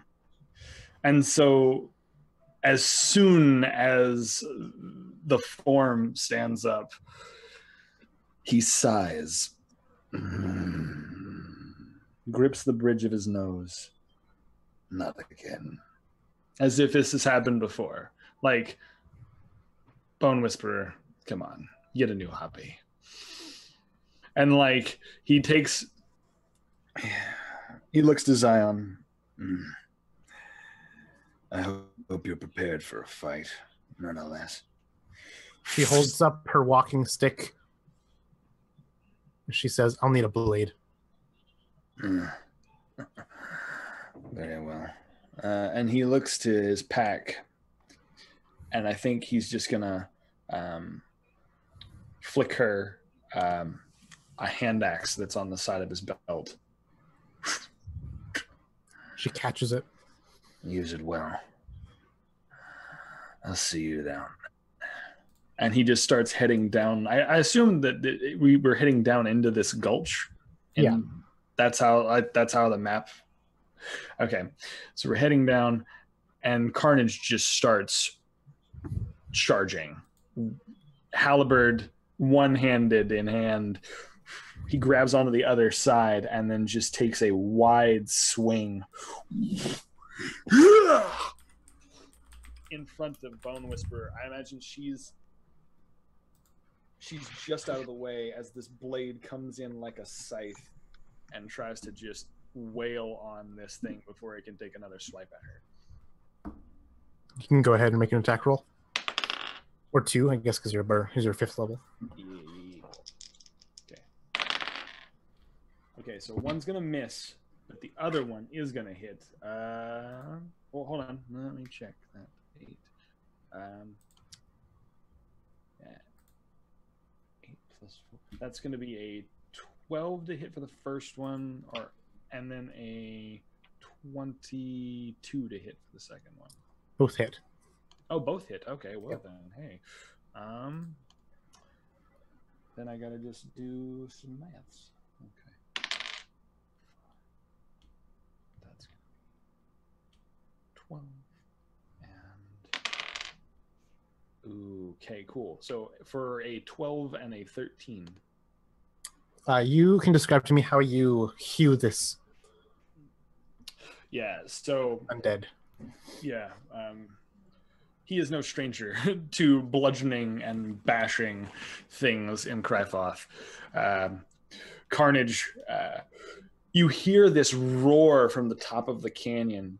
He's at this point where he's just the element of surprise and stealth is no longer necessary for him, and he bounds in front of you. I imagine I don't know how tall Bone Whisperer is, but it's just this jump up over you in front and swing wide. The blade cuts in once. He comes around, flips it in his hands, comes around twice. The halberd cutting through and through on the entrails of this ash elf. And then it tries to reach for your throat one more time. But as it does so, the halves slump in the direction of the grasp, and the top half falls from the bottom half, and they slump to the sands below. And from the severed stump of this blow emerges a big black fly, the size of a fist. And it buzzes off and lands on another one of these corpses. And so too does that corpse rise. This one is 4-legged. It's big and stocky, but it's missing a hind leg. It is a bounder. A great hybrid between some feline and some hare. The worst combination of...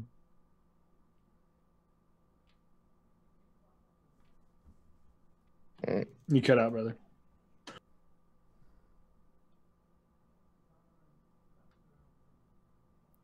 You cut out. Yeah. Connor? Yeah. He doesn't hear us, maybe.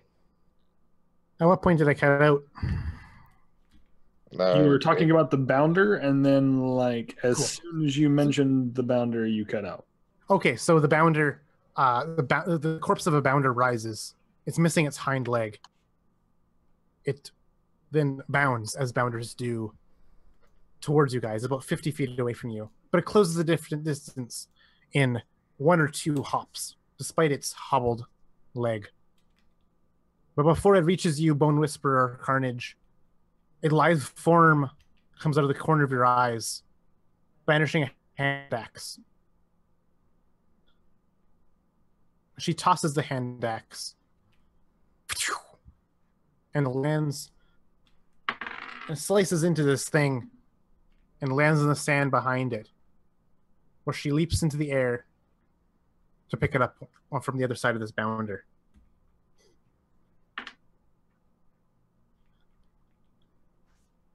Brings us to Bone Whisperer.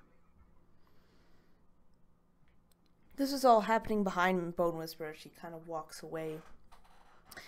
And she just kind of, after Carnage does his attack, she just kind of gives like this, she almost looks to the side and looks at what's happening through her periphery. And you just see her staff just rise up. And she hits it against the ground. And as soon as she does, you see the shadow kind of shoot out from underneath where Bone Whisperer had made contact with the ground. And this shadow goes and heads straight towards this bounder. And she's casting Spiritual Weapon for 23 to hit. Yep, that hits. Doing 9. And so as this shadow races towards the bounder, you hear it hit, but you don't see it. It's as if blade were meeting bone in that like dull thud. And it just, the bounder would just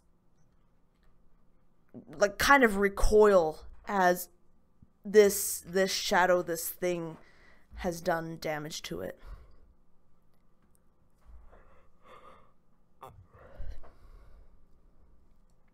And she just kind of keeps walking away. Go, Bachun, is your turn.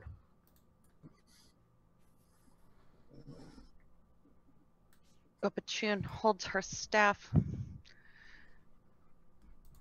and touches it to her other hand, and from her hand a long appendage of like brambles appears, like thorny, dry brambles like you'd find in Crifoth. And she whips her hand forward, making an attack on this bounder. Awesome, yeah. So this melee spell attack, that is not going to hit. That's a 2 on the die, so I don't think there's a chance. That probably will not make it. No, that's an 8. This thing rears up, dodging this lashing of your brambles. And it does so that twists and breaks the one hind leg it has. It then swings its hind and flings off, detaching this back leg, throwing it at you. Go, Bachun, I'll need you to make a wisdom saving throw, please.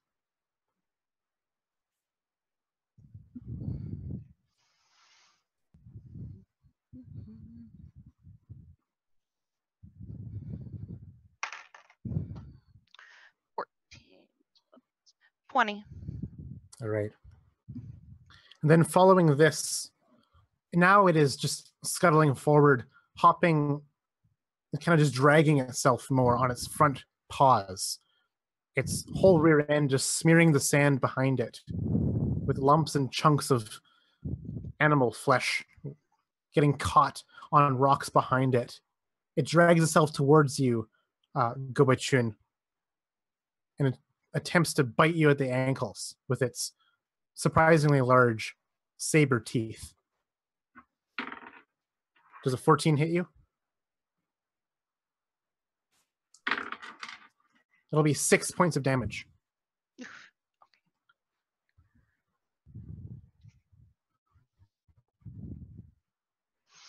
Gift. Mhm. What you do is this dismembered bounder drags itself across the sand and gnashes at your allies. Okay. Where's that bug? You need to give That me a seems- perception. It definitely landed on this corpse of this bounder, but you need to make me a perception check to really know where it is from then. Let's do that.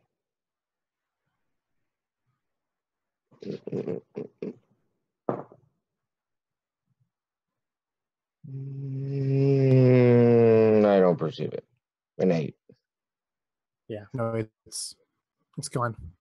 Mm-hmm. Okay. Was that my action? Nope. Okay. She looks, and this also looks worse for wear, so it doesn't. It may even have blood points that are missing from it. Correct. Okay, we're going to use that to my advantage, and I'm going to trace another sigil in the sky. This one. Oh, come on.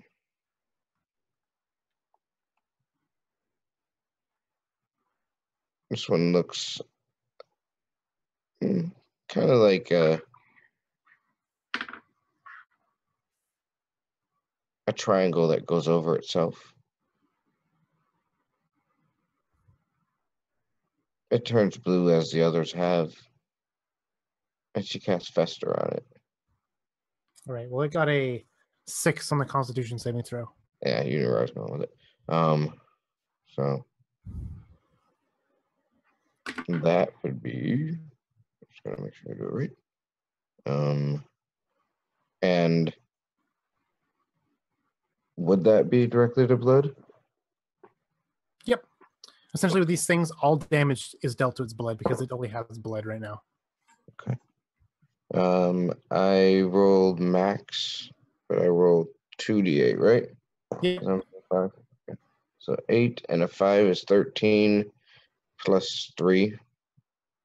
Okay. This So thing 16. melts into a puddle of just ichor, slime, pus, and things more disgusting yet. And in this puddle, a small black fly, again, the size, it's not really small, a large black fly, Yeah. kind of shakes off its forelegs and hind legs as flies kind of do, and begins to buzz off bzzz, and fly off yet to another corpse. You should probably kill that bug. It begins to burrow into another corpse.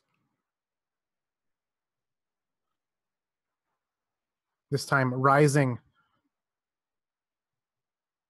as a frail human, I guess you could say. It's too far degraded to even tell what it is. The whole left half is just gone. Kind of hops on one leg, trips over some outcropping, and drags itself, shoving itself forward with its leg, dragging itself with its arm. And it drags itself towards you, Gift, but does not close the distance. Carnage, what do you do? Carnage looks to Bone and to Gobachun and growls. We do not have time to clean up this mess. We need to keep moving.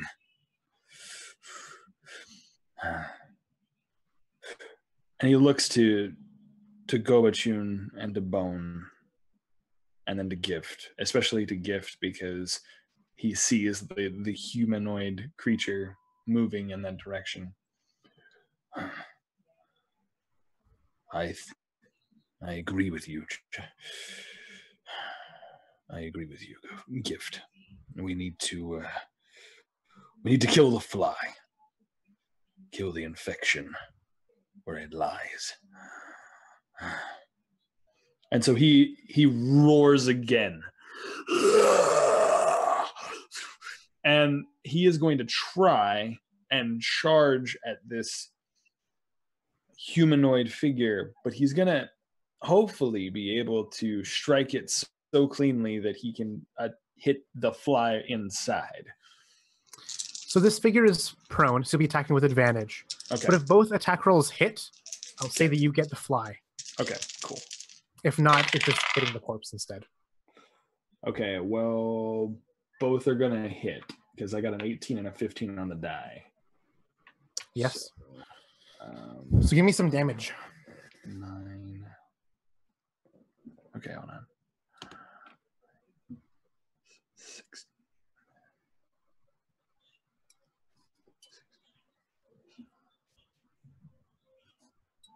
27 points of damage with both attacks.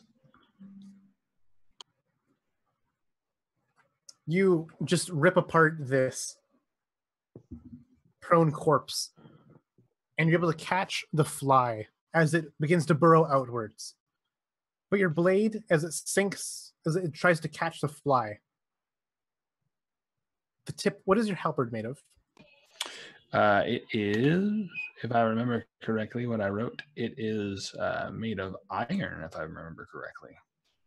It dents when it strikes this fly. Okay, cool. But so does the fly dent a little bit where this blade meets. Ooh. And it crawls out from this corpse hole. And a bit staggered, but uneven, begins to fly off yet again up into the air towards more of these corpses. This will give you an attack of opportunity against it. Hell yeah, I will do that. I will take that opportunity. And I got a 15 on the die. Awesome. So that is a 5 and a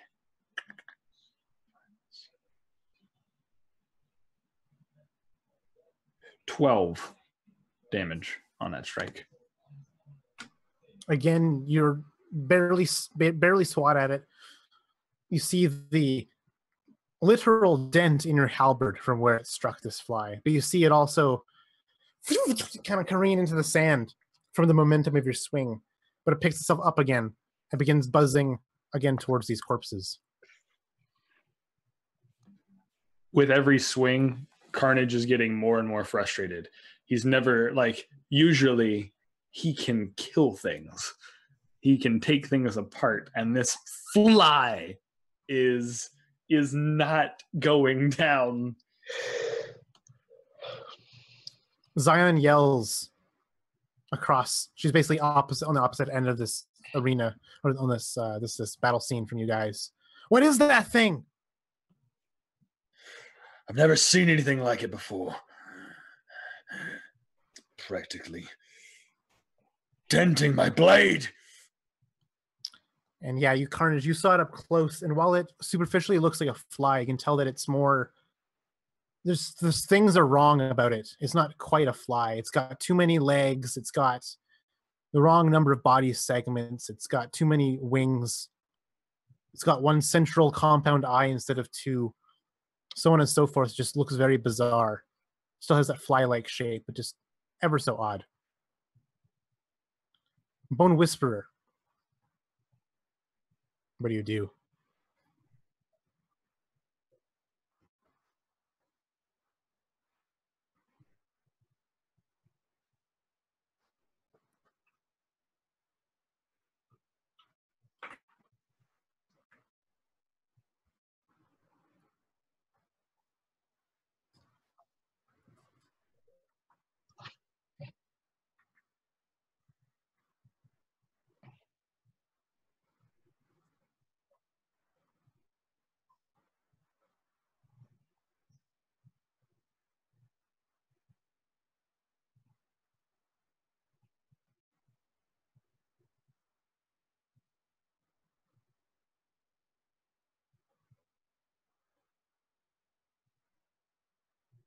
Yes.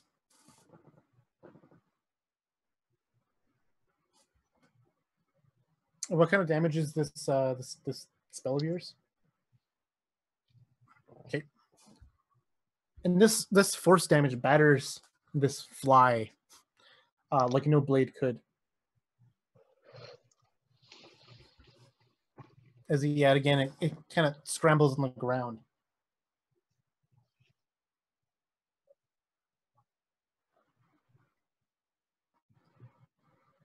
That is you using your bonus action to use it.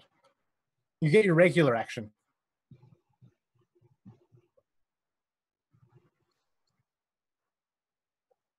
Yeah.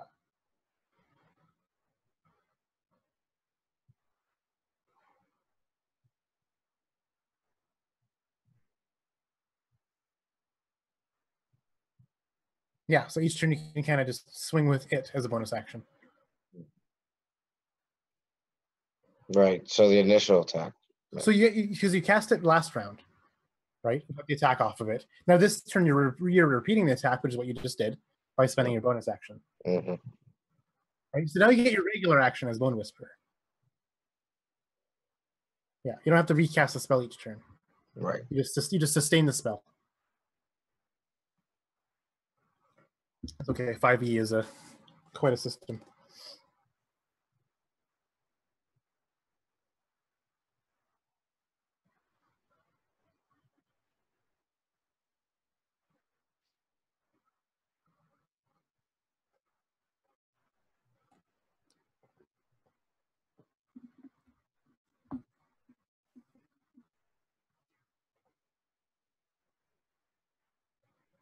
Gobachun. What do you do? Gobachun's going to try to hit it with her brambles again, but she is also, if she hits, going to try to pull it towards her. Okay.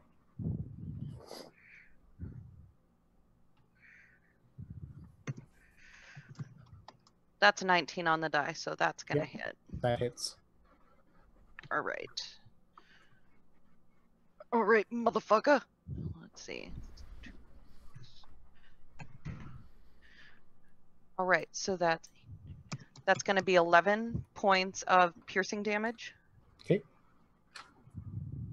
And it's pulled. And I'm pulling it 10 feet towards me, so I don't know how far away it is.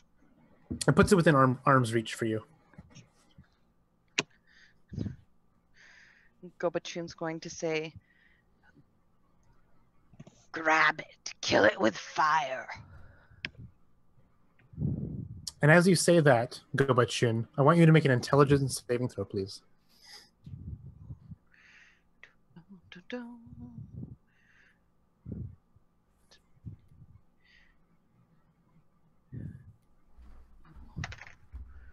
Ooh, 7. The sun darkens. As a great shadowy being eclipses it. You hear that same loud roar as you heard hours ago. The roar of that fire dragon.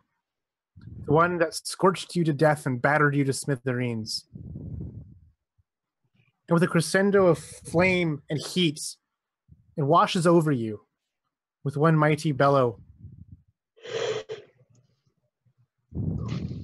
Thankfully, you take 5 points of fire damage from this. You weren't quite in the line of fire of this heat wave that descended upon you. You fear what may come the next time it swoops around as you see it pass off into the distance. The other three of you see none of this. Okay. The fly vanishes. A scorch mark appears in the sand where it once was grappled by the thorn brambles of Gobachun. To those of the eyes of a wizard, they form an esoteric sigil, scorched into the sand, even forming glass where it's hot enough. The same scorch mark appears halfway up the canyon wall, 60 feet high, far, far away.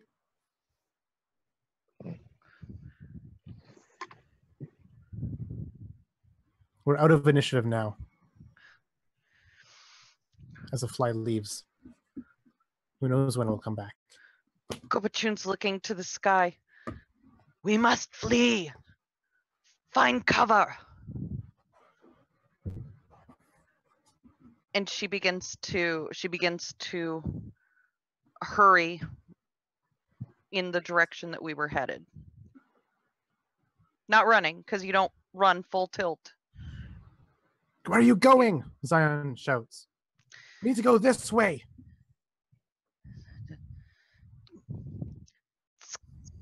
Sky Terror!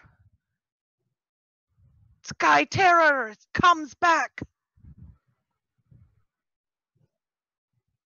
And Zion looks up. Where? Where is it? She shouts. I don't see it. And with that, you can make another intelligence saving throw. 11. You see it coming, swooping overhead right behind Zion. She's looking in all the wrong spots. No. There! It descends with another wash of heat. You take 2 more points of damage. Gobachun hits the deck and screams. The other sea Gobachun just thrashing and about. Nothing is harassing. Right? Are you unconscious? Nope. Okay. No. I'm Slayer. Cool. I've tucked in, like I've duck and cover. Bone Whisperer would just... Gobachun, there is nothing there. Nothing. It is in your mind. It has been poisoned. And if she can get up to Gobachun, she would like grasp her at the shoulders and just force her to stop looking in the sky and look at Bone Whisperer. Gobachun, make an intelligence saving throw, please. Do better.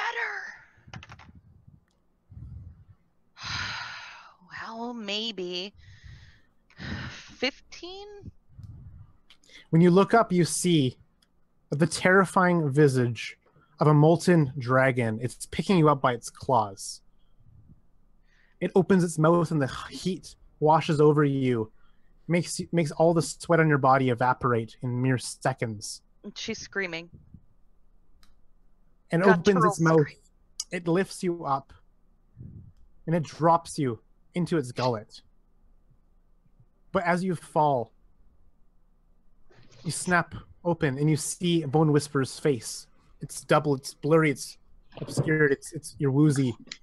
You see Bone Whisperer there holding you. The dragon is nowhere to be seen. Gobachun's breathing heavily.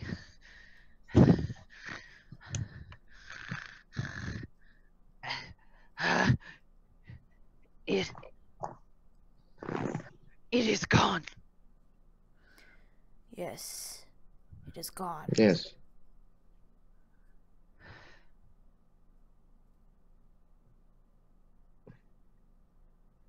Do not worry. Let us continue. We move. It might come back. And No I think Bone problem. Whisperer would just nod instead of saying something. Yet. Yeah, and Gift takes her post again of helping her friend along and says, "She was talking about the bug, right?" She spoke of the Sky Terror, the dragon, as if it Yeah. were flying overhead. I saw nothing, Zion says. The desert plays funny tricks on even the fiercest. We should But take that's usually this. when you don't have any water, and I saw her drink water today. The elements aren't the only thing that plague the mind. Zion is standing over the strange scorch mark in the sand. She sniffs, you can see her nostril flare. Carnage, do you smell that? Yeah, I think I would be right in line because I'm also wary of the possibility of the dragon now because Gobachun has made such a if there's a scorch mark in the ground that I can physically see, there's a little bit of like, was that reality or was that fake, right? And so he gets down and he's like with her, like sniffing the scorch mark and like checking and It smells of sulfur. Sulfur, okay. She mutters under her breath. That thing was a demon. As much as my heart aches, my mouth waters for its flesh. It is a quarry that I believe can outmatch us. I say, as Bone Whisperer has said, we press on. Put these things behind us. The quicker the better. Next time, I promise you, Carnage. Next time we will feast. I've been trying my best to avoid feasting for a while. But he smells that sulfur, that acrid stench now in his nose, and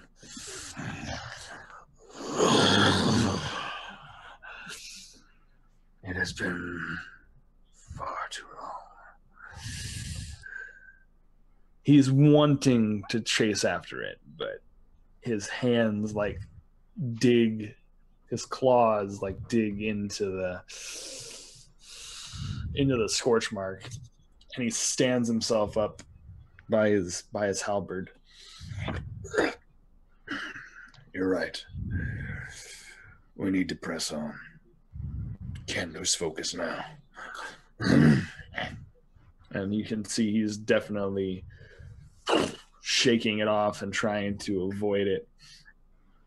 His hands like feebly trying to move toward his pack, as he seems to have lost focus for a moment, with that smell of demon in the air. Zion points to the sunset. The gray shall be our guide this eve. As she begins to walk past this way, further beyond this canyon.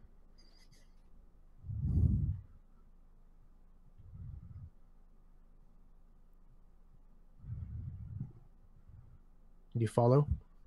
Yes. And so you follow Zion, your guide through these canyons. And as you pass, we see far behind you the impaled head of a goat on a spike turn to watch you leave. That's where we're ending this session as you walk to the sunset. Catch us next week, same time, Tuesday, to see episode 3 of Crifoth Reclamation. We'll go around the little circle thingy of the overlay to do little outros, because this was a fun game by my players. We'll start with Chad. Go ahead and talk about yourself. Any plugs you want to do? Sure. Hi guys. My name is Chad. I have a little YouTube channel, Chad Nick. You guys can go check that out over there. I also run a little blog, gastrogamer.org. I love that place over there. I haven't really done a lot of work there over there for a bit, but I'm going to be posting stuff soon, so that's good. I also have a podcast that I do with my buddies Jeremy Lilly and Jeff Doty over at Dudes of Yore. And then most of the time you'll probably find me over here at Dice on Dice, because I chill with these guys all the time. Anywho, thank you guys so much for having me tonight. This is super fun. I really feel like I got to know Carnage better, and I also feel like I got to really feel out Crifoth in all of its awesome glory. Thank you guys. Next we have Corey. Go ahead and talk about yourself. Any kind of outro do you want to do? Yeah, my name is Corey. I am so honored to be able to be part of this initial post-release game. It is it's everything that you want Crifoth to be. It's desolate. It's sparse. I guess it's kind of the same word. It's Crifoth. Yeah, I mean, I've not read through too many books, but seeing my friends wrote it, I've read a good amount of this one, and I can't wait to run in it. It's going to be a blast. Gift is fun. Coming up with the concept of a character that is naive to the ways of Crifoth was a challenge, and playing her is as well. I can't wait to see what happens next. This cast is amazing. Thanks, Corey. Next we have Tomiko. Hi, I'm Tomiko. Nice touch with the goat head, by the way. Just want to give you some props for that. Super duper. I don't have my own channel to tout because I'm not that ambitious. But if you ever want to watch me play a less serious role in a chuckle fuckery game, my friend actually streams our Wednesday game, and you can find that on his Twitch channel. Search for Lunchbox, and I'll put that in here. Lunchbox. And yeah, so Wednesdays he streams our game, and if you're looking for the serious game, if you're looking for the cinema D&D, you're not going to find it there. It's Beer and Pretzels D&D online. So that's it. Yeah, thanks, Tomiko. Finally, we have Megan.